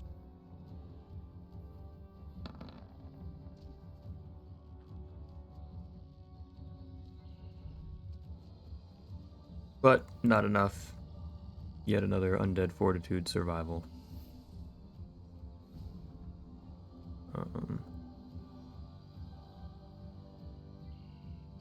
Yeah, this guy kind of squeezes past his friends.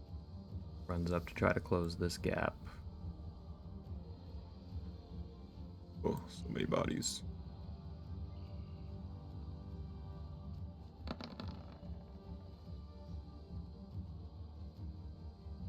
You see him take down a zombie in a single blow. Also hit one of the skeletons. These guys are actually very strong.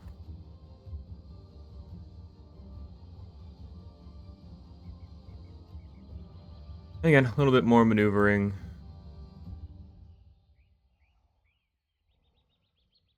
where they can just, if possible.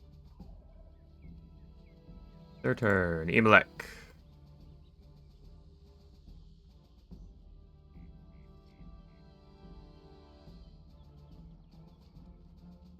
Use my movement to get all the way up there. And then I'm going to fire off my breath weapon. Okay. Which direction? How you doing it? Oh my god, I just realized that dude's in front of me. Sorry. All good. Never mind. I am going Do it to... anyways. What am I going to do?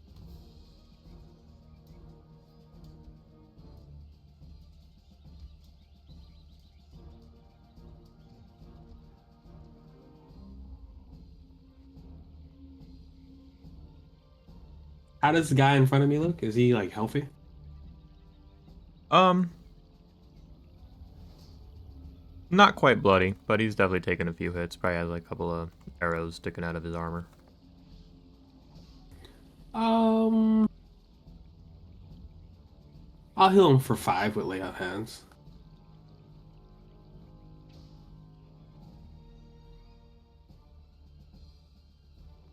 You are generous. And, I guess I'll end my turn with that. Okay. End of your turn.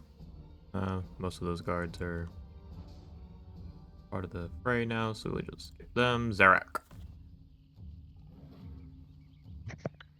If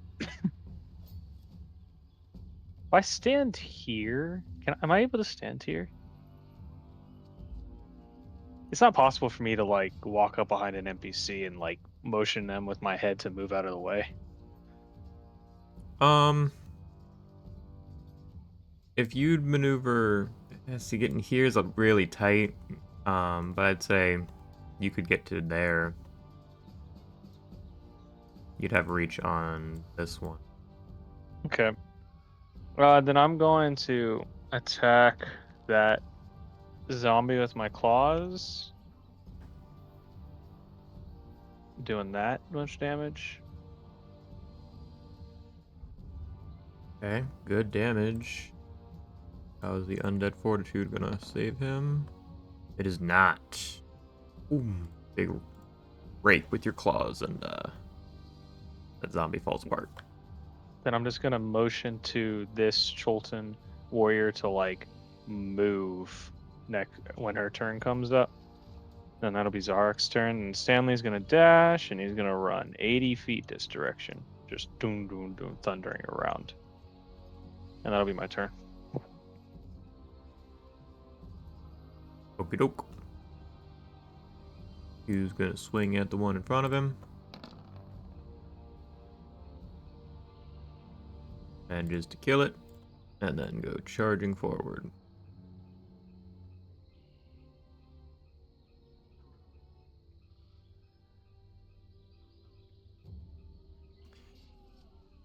Alrighty. Zombies at the breach. There's only a couple left.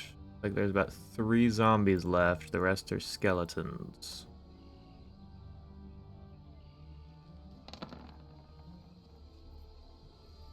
Ooh, but he does manage to take out yet another one of the guards there.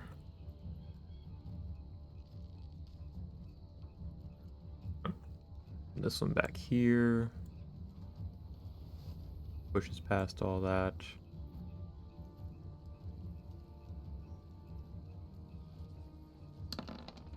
Attack. Ford, who takes a little bit of damage. And then this one here also makes a swing.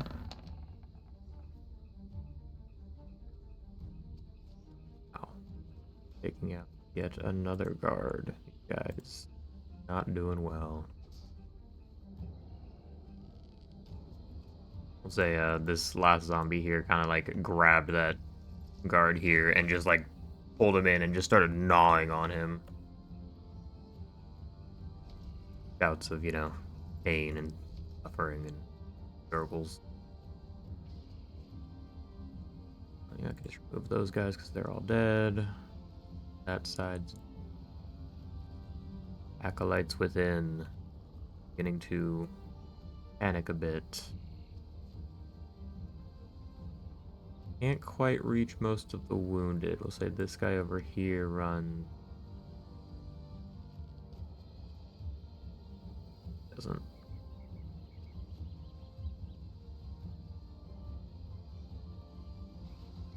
It just kind of moves up and can't quite reach what few wounded there are over there. One kind of starts to run back. Whoops. Kind of flee around the event there.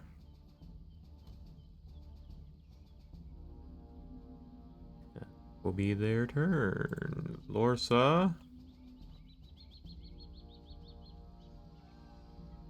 Seeing that the short bow is running out of usefulness, will run up and attempt to kill this zombie here.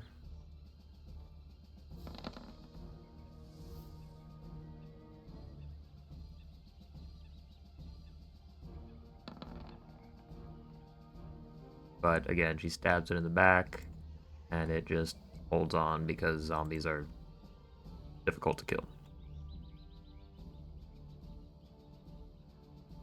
Guards near you guys. This one kind of pushes past all of his friends to get here. All start stabbing.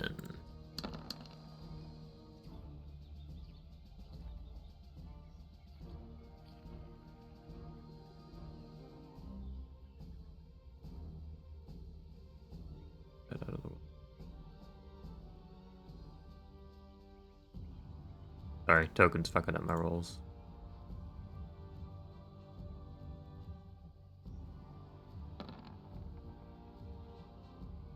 Yet again, stab at the zombies, and they are just surviving.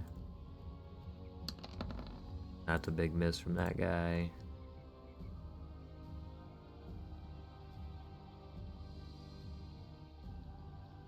Erna still shooting at the guy outside. Finally manages to kill him, and then turns around and sees things are going poorly out there. Runs to that side of the gate, or the watchtower. Doors don't matter. Flint. Flint with this burning sun above him. You see it glow to the point where it begins to immolate and scorch all the zombies in the area. So I'll be casting Radiance of the Dawn at 30-foot radius, which I believe covers everything in here. Oh yeah. Yeah, he cast that. I'll roll damage. It's a DC 13 con save. And it'll do 8 damage to everything there. If they succeed, it does half. Okay. Also, that's not the correct roll. It's 2d10 plus my level. Sorry, I'll do the proper roll. Yep. 2d10. Okay. Much better. So 18 damage. Okay. Well, these two zombies immediately just get completely scorched. Undead Fortitude is not going to save them here. The one directly in front of you is mortal. Like, that takes him down to pretty much just 1 HP, and he's barely holding on to life. Let me get this guy out of the way again. The skeletons. Doesn't matter if he saves, because he's fucked. Same as this one. Most of these skeletons are really pretty wounded. This guy, roll his save. Is it dex save? No, con save. That's a big failure. This guy as well.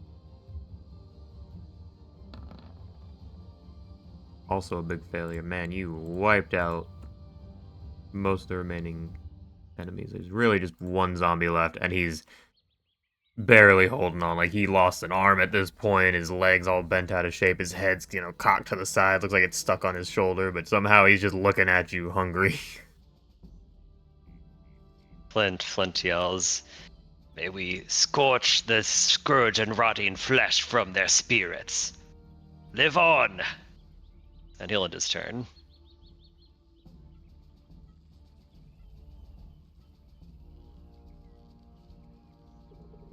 Okay.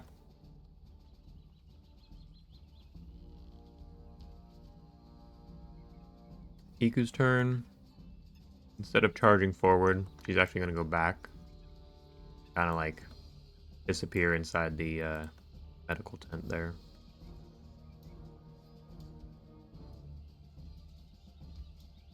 A couple of other guards come charging up, but seeing that the fight is mostly over, they just kind of stand there, ready. Like things are coming to a close. A couple of spears being tossed from these tribal Colton warriors at the last guy, but hits, but rolls a 2. He's gonna beat that on Undead Fortitude. Rolls a 3. He's gonna beat that on Undead Fortitude. Okay, so their turn. Ord, very impressed with your display, Flint. It's yet another kind of renewed inspiration. Swings away at the zombie. Lands both hits.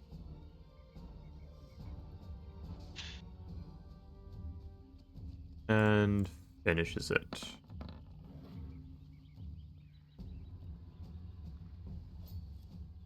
With that,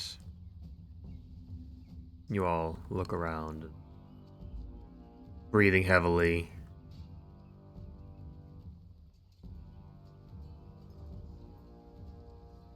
Looking at the fallen comrades. Realize that there's been quite a bit of blood spilled today. Lost a good number of the Order of the Gauntlet members. But that brings combat to a close.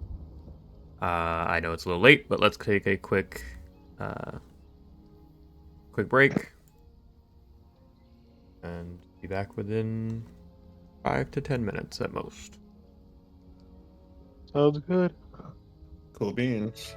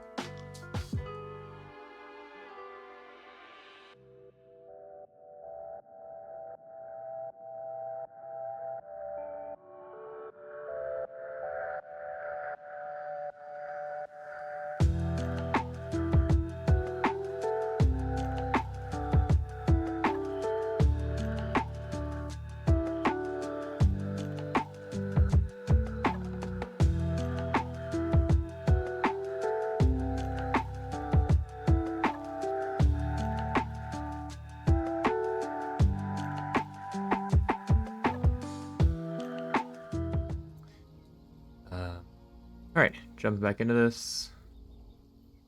You all are left with the aftermath of the battle. The acolytes and other gauntlet members go and start collecting their dead, tossing all the undead outside the wall.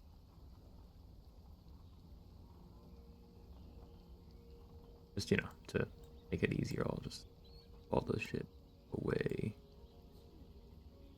But yeah, what would you all like to do in the aftermath of all? Emlek, you see Flint, his eyes like stop glowing and he goes back to his normal self, but he looks a bit like shocked, uncertain. You see him shakily trying to light his pipe and then failing and dropping the pipe and picking up the pipe. He's in rough shape. I do walk up to Flint and just kind of spark the pipe using a bit of my breath weapon, not enough for it to like, obviously I'm not breathing, but I just kind of like do a spit of fire and say, "At ease, comrade, you did well." Right, yeah. They all went off like a boom. They all burned, yeah. Is it fucking cold out here? Is it just me? You see him just visibly shaking. You seem rather rattled. Rattled? Oh yeah, that's it. Rattled? Yep, just undead scary, right? Yeah. I'm gonna try to find a blanket. Fucking cold. Should be easy enough to find one. Do you not like slaying undead? Well, it's not what I would choose to do, I guess. But do you ever feel the hand of Bahamut on you? Pushing you to do something? Constantly. He's my driving force. Do you ever peek through you? Lick kind of ponders that for a moment and says, "No. Not yet, at least. Is that what's happening with Lathander?" See him like wince, taking deep drags of his pipe, and you see his breathing, calms a bit more and more. That's a bit complicated. I'll tell you later, all right? I need to just get this in me, Kind of grab Flint, like, kind of like the slapping grab on the side and say, "I understand, brother. Take as much time as you need. Your great efforts have saved many a life today. Rest while you can." And you, yeah, you drove the whole goddamn gate back there. Never seen anything like it. I simply rose to the challenge before me, as did you, as did we all. Yeah, Rose, say that again. Crikey.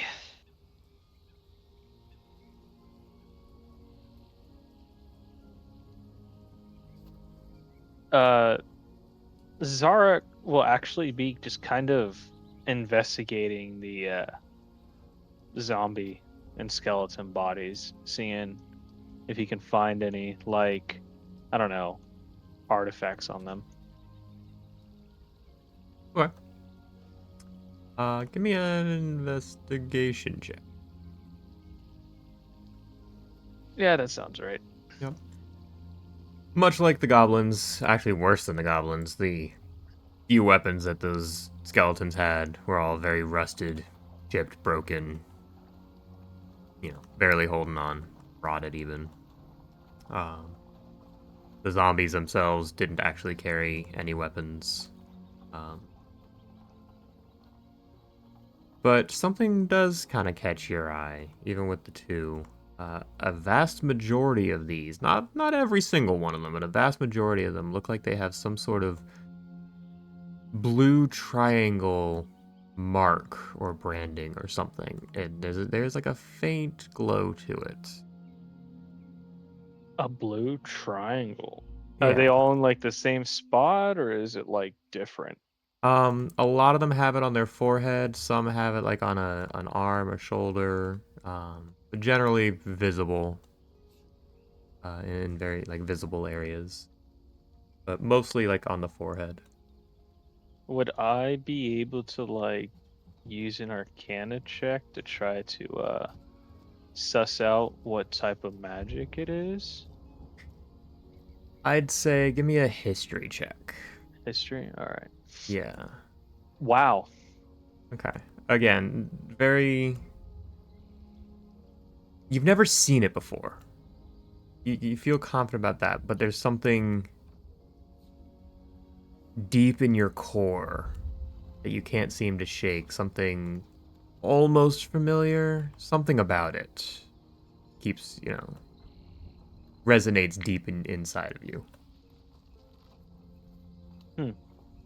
I'll pull out the my notebook and sketch down the triangle, just kind of like leave a question mark next to it, and just sketch out a little bit of what I saw in the battle while I walk basically to go get Stanley. I'm just kind of like walking and writing along the edge of the trench while I get to Stanley. And then when I get to him, I'll pat him on the neck with cast speak with animals and ask him to just follow me. He does in the aftermath of everything and realizing that he'd spent, a number of minutes at this point and he's been alone. He kind of just started grazing a bit, eating some of the grass nearby and going to some of the nearby, like, plants and things. But, yeah, he does eventually walk up back to you and listens to you and follows you. And we'll go back into the camp. We'll be like, oh, whoa, they're stuck.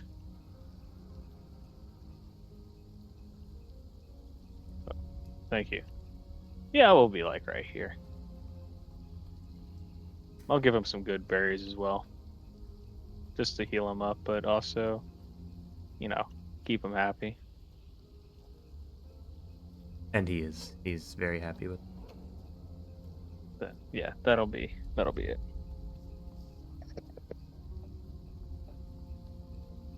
Okie doke. Anything from anyone else? To appreciate Keeladon's restraint in consuming the nearby goat population, I will feed him some meat.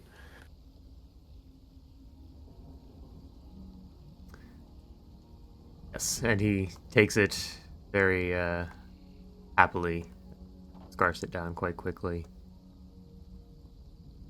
His eyes do kind of drift back to the goats every so often, but he kind of like sniffed out some of the undead and kind of shook his head and, snorted a little bit. Clearly not interested in the rotting flesh.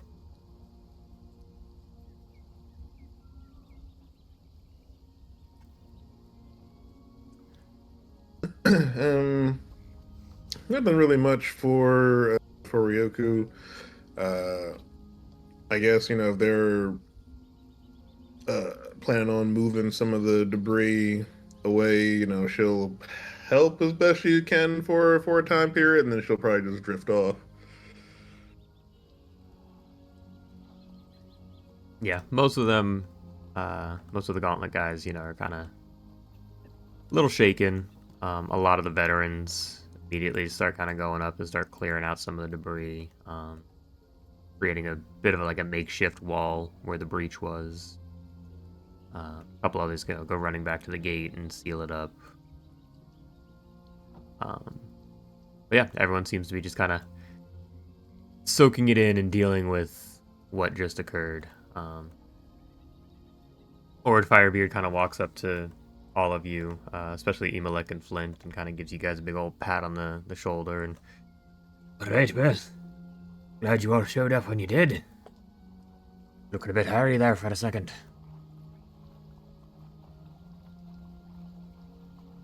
Yeah, that's a lot of undead you had here. Yeah, when time allows, I'll help with the rites. Yeah, dead'll need to be buried properly so they don't raise again. Is Undril safe?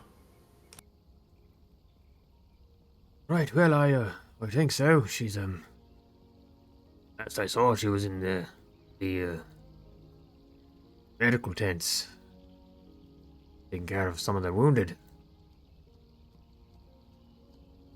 Good, good. Right, well, Well, not to add more bad news to bad news, but we did find the last patrol, or what was left of them. We found 2 survivors. We brought them back for you. only 2. That's a shame. Yeah, goblins. Lots of goblins. Wooden mask and such. Alright, alright. Troublesome little beasts, let me tell ya. Aye, that. But we took out at least half of the tribe. Hopefully they won't be ambushing anyone anytime soon. Alright. We'll report to Captain Breakbone about that. Right, yeah, that's probably a good idea. Gonna get to work here on the care in the fort. I think I need a bit of rest. Yeah, and take care of yourself. Work, but rest, like you said. Right, yep. Thank you again. And he kind of like looks around and Oi, Karna, get down here and help us.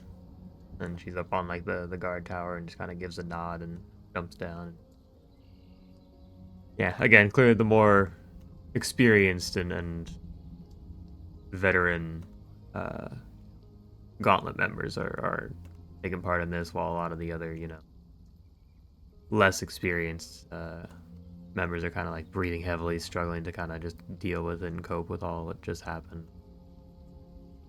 But yeah, eventually Breakbone does kind of walk up to all of you. Right, well, you all showed up in the nick of time, let me tell you.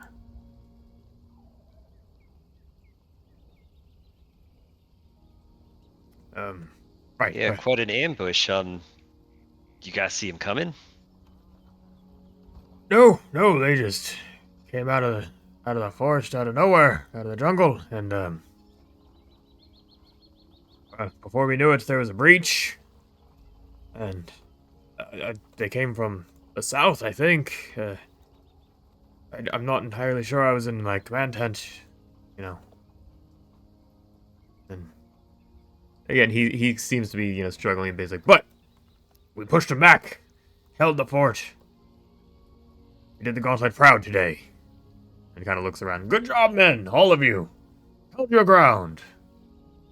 That many undead blighted menace that will not be, well, blighting the jungle anymore. And then, a couple of, like, nods of approval, but most of them just kind of, like, ignore him or just kind of, roll their eyes a little bit.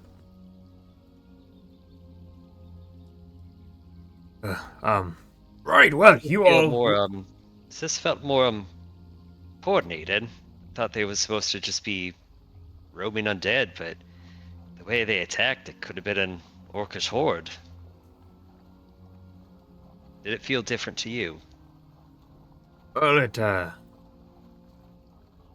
you're not entirely wrong. Yes, it felt a little more coordinated, though I didn't see any leaders or anything. No one giving orders or anything of the sort. No reports of anything like that, at least.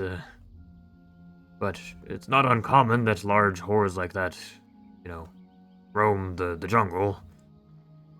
But it did seem to target certain areas, and that breach in particular, I guess, major problem there. Yeah, Roy. I don't know, Emelec, does this seem unusual to you? I'm mostly just on guard duty and investigations. I don't know too much about warfare. It is definitely.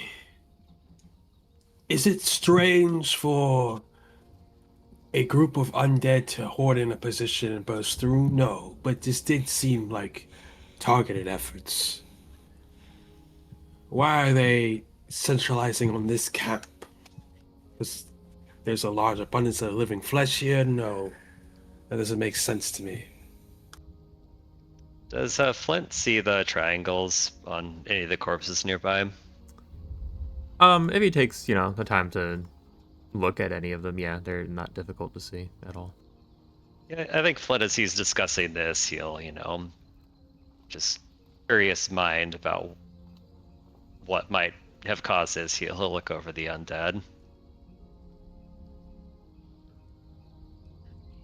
If he points that out, would I be able to do a history check to see if I might have known anything or read about anything?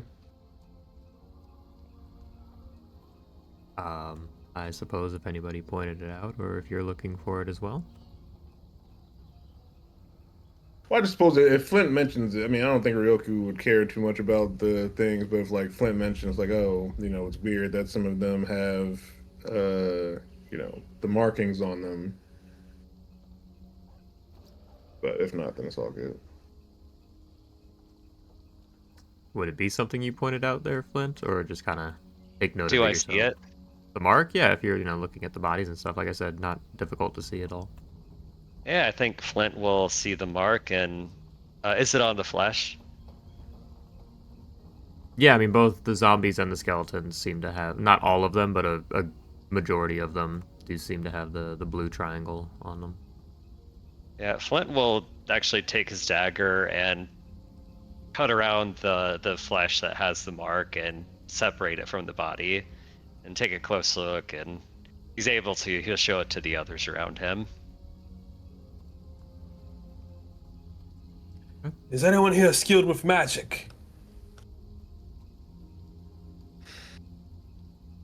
Many of them just kind of look at both you and Flint and the rest of your party and, well, yeah, aren't you? Well, they do have a good point there. But I could take a look, I suppose, and see.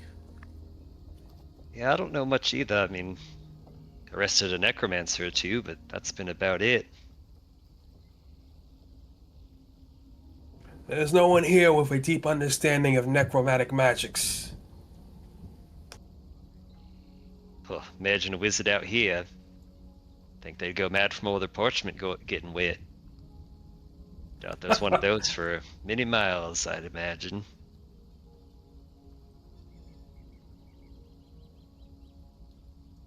Yeah, they kind of, again, most of them just kind of look around at each other and unsure. It's like, oh, well, I guess the closest would be Sister Sias, but she's more of a healer than necromancer.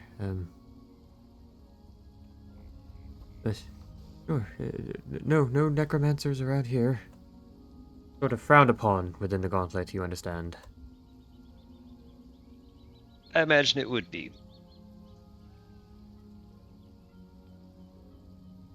Chris, you can go ahead and give me a history check if you would like.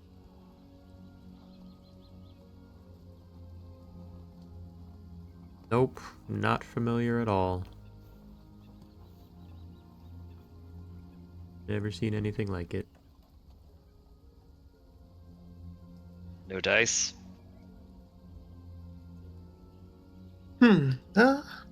No, nothing I've seen before in Chalton history or anything that I've read about. What about you guys? No, nothing. No. They don't know anything either. May I try a Hail Mary of a history arcana check? Um, Target would be like in his investigations, maybe he had a passing knowledge of magic, but otherwise, if it's too far shot, no roll then. I'd say especially you with your lack of knowledge of things around here, and so you would not recognize this at all. Definitely not. I mean, you've seen, like you said, arrested a few necromancers here and there. You've studied, that kind of magic a little bit, at least to the extent of, stay away from kind of perspective. But yeah, you would not recognize this at all. Even with like a nat 20, it's just like, okay, it's here. Gotcha. Okay. How What? are any of the Bolton warriors around? Have they seen it? Yeah, I mean, asking around the Colton warriors, the gauntlets, pretty much anybody who's encountered undead will tell you that, they come across it on the undead that they slay a lot of the time. Not on every single one, but a good chunk of them. But no one's ever really known what it meant. They just kind of assumed it was part of the undead blight, and goes back as far back as they can think, I guess. Okay. Alrighty, gotcha. Yeah, you guys will see Blint's eyes glow just a little gold, but it looks like he winces and like almost kind of shoves back that fleeting emotion, and the eyes go back to normal. Well, maybe we have Zarek write that down in his little diary there, and if we come across any wizards, maybe they might have something to say about it. I don't know if it's worth going all the way back to port for one of those princes. I'm sure they might know a thing or two about wizardry, but guess we keep this on the back burner for now. But there's something here. There's something to this.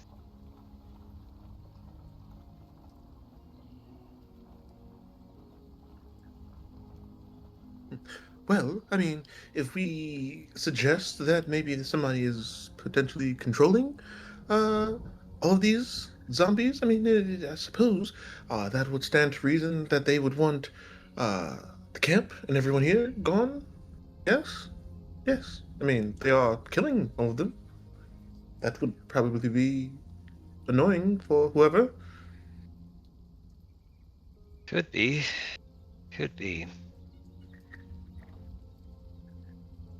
Though the undead seem to have toppled the last civilization, maybe something old, maybe a lingering thing, because these things could be out here for decades.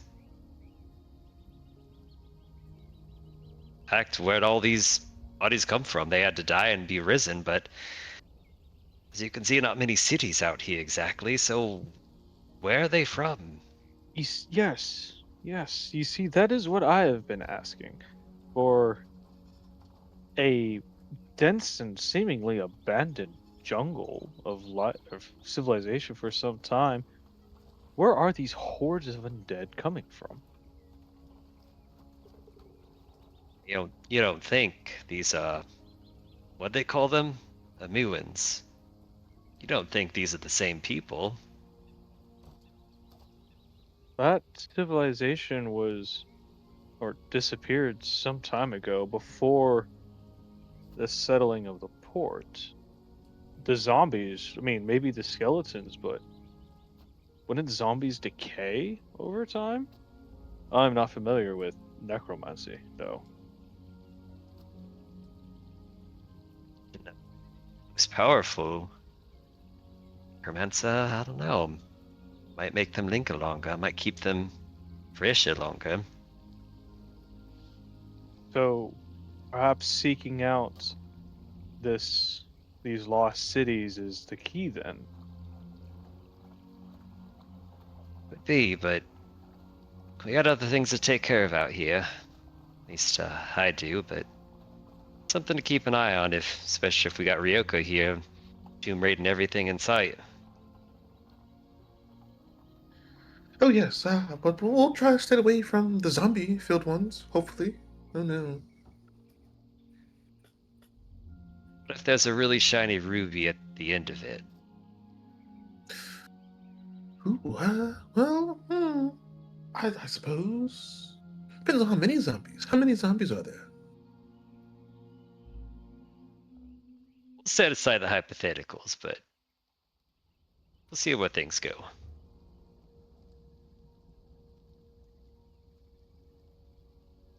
Right. Of course. At that, Oh, Breakbone, we found your patrol. Two left alive. Goblins seem to got the rest, but you can talk to the soldier, and the acolyte's gonna need some time. I think he's a bit messed up from it. right, yes. For mission out there, of course. You say you managed to bring back 2. Well, that's something, I suppose. As far as the acolyte, he's a gauntlet member. He will be fine. Just, dust himself off and get back in there, of course. I will debrief them as soon as we are able and have the moment. Free moment, at least. Thank you again for bringing back our wayward members.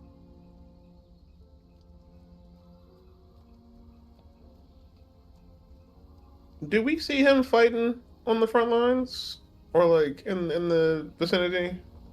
No, he did not. He was basically giving out a lot of orders and commands from the back. Interesting. All the novice guards are still looking a little shaken. Vast majority of them, yeah. A couple seem, pretty proud of them with themselves, but a good chunk are kind of like, a little shaken, looking at the dead undead and everything, looking at their dead comrades especially. Most of the like Cholton warriors have kind of gone to like their fallen comrades and are tending to them.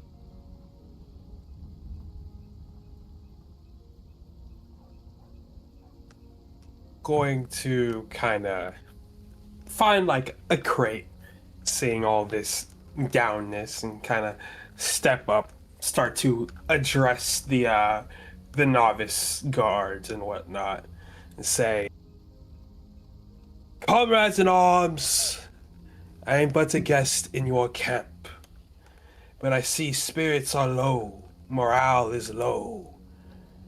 I've been where you are, regretting to be a survivor in an impossible situation. Yet you are. You are a survivor. You were given this divine chance to continue forward, taking on the roles of your fallen comrades. You live to continue their dreams and their efforts to protect the people of this crazy nation.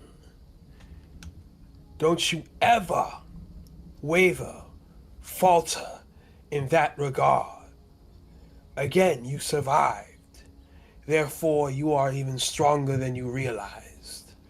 If the zombies did not take you down, neither will the weight of loss."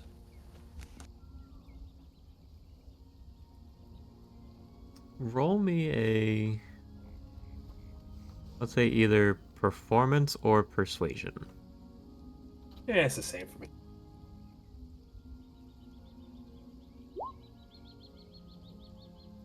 Okay.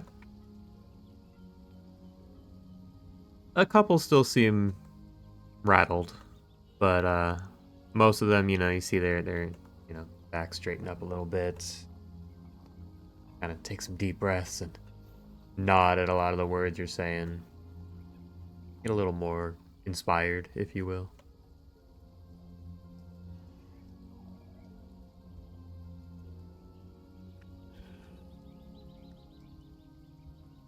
I kind of point my halberd to the sky and say, "We fight till we die, and we live for those who come after."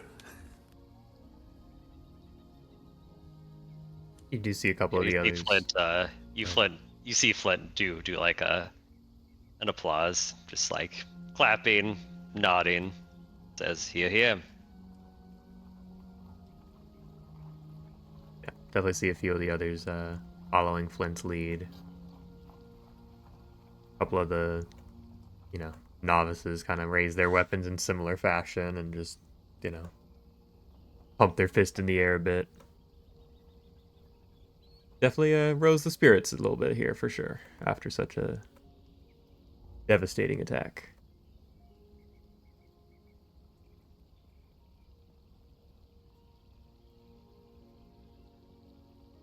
Seeing the generally warm response, Imlek will kind of just nod and lower himself from the crates and continue tending to his little dino. At that, Breakbone will kind of, look at you all and, yes, that was well said. Thank you. Sure, it's needed a bit of lifting. Whew. Well, as you all completed your task that I gave you, you are welcome to remain here for the evening in the safety of the camp, where safety is left. And, while obviously we could certainly use your assistance going forward, you are free to continue your journeys. I will not detain you any longer.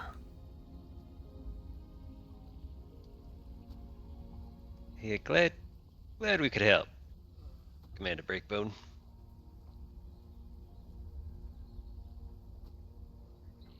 Not as glad as I am, son. Not as glad as I am.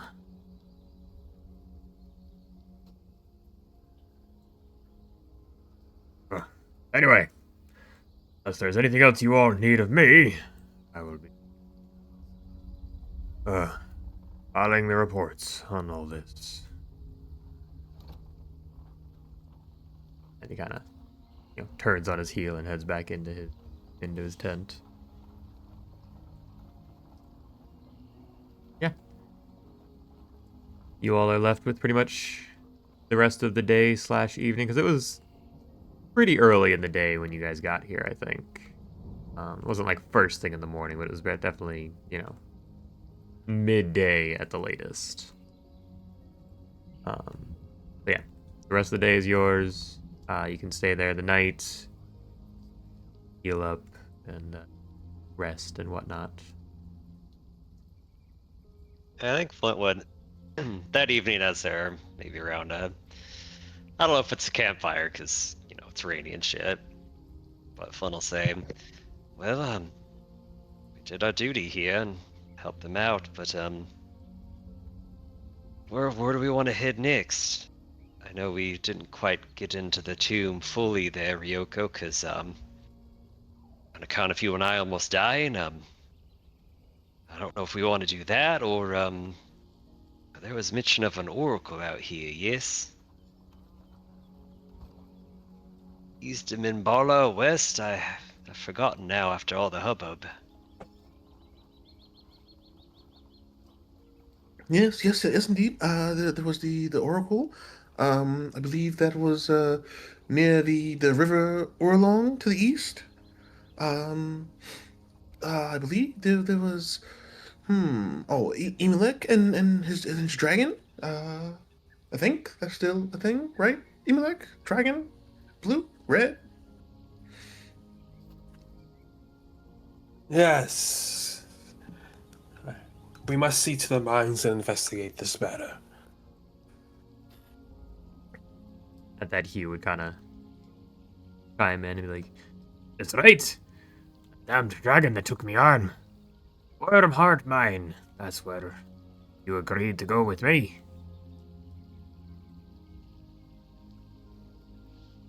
Yeah, we've got that, but yeah, it's that prophecy, yeah? That priest really entered another realm whenever he told us to speak to the wise garden of Orlunga.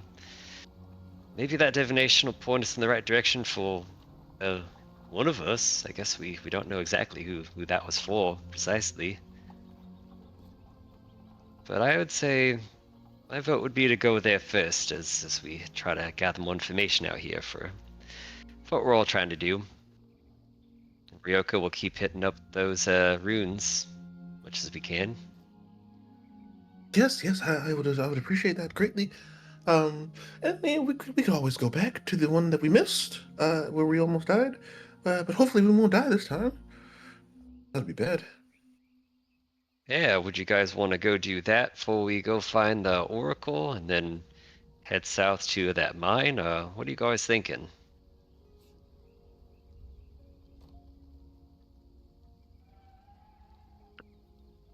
And if we're at time, I guess this is like homework for us to think about for next session. Yeah, I was gonna give you guys a second if you wanted to talk this out a little bit, but So distance-wise, how far? Like if we were headed towards the east for the Oracle, how far is Camp Vengeance from like that area? bringing you back to the map, you guys don't actually know exactly where Oralunga is. But yeah, you guys are here at Camp Vengeance with the Eladon token. Do we know where Mbala is? Um, asking your guides, they would give you a general idea. It's up in the super high plateaus, kind of like southeast of you all. Probably about 30, 40 miles, maybe a little more than.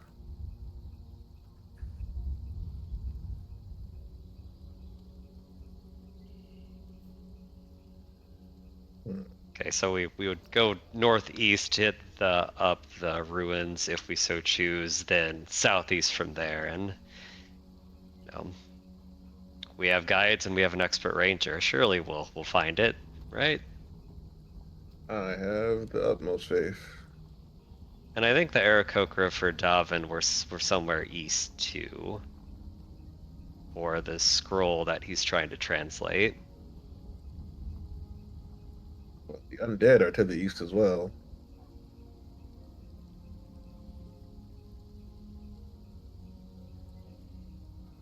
I don't know. Sorry to get out of character. But my vote would be ruins, and then we go southeast and try to find Mbala, and then head east to maybe find that oracle. And then maybe when we're in that region, if we get close to Aarakocra territory, we can also do that. So that we start to kind of do more than one thing at each given spot. 3 birds, 1 stone. I can get behind that. Or else you could say, shut up, Ian, we're not backtracking. And I'll say, okay, cool, let's go kill undead. I think it's a good plan. All right, 2 That's it. votes, 5 abstentions. We're going to the ruins first.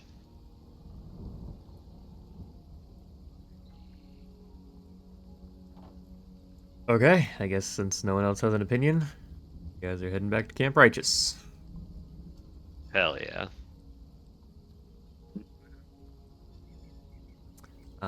Okay, so we'll say you guys pretty much, unless there's anything you guys in particular you wanted to do with the day and evening, you all spend the time just kind of resting up, helping with repairs, stuff like that,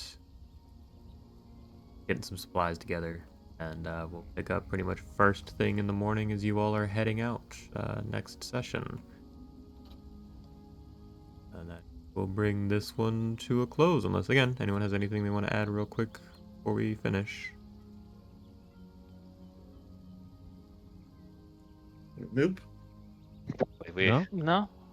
Yeah. we all got blue sounds triangles. good. We're all zombies now. We're gone. You lost us. But yeah, I got scheduling stuff going on to next week. Zach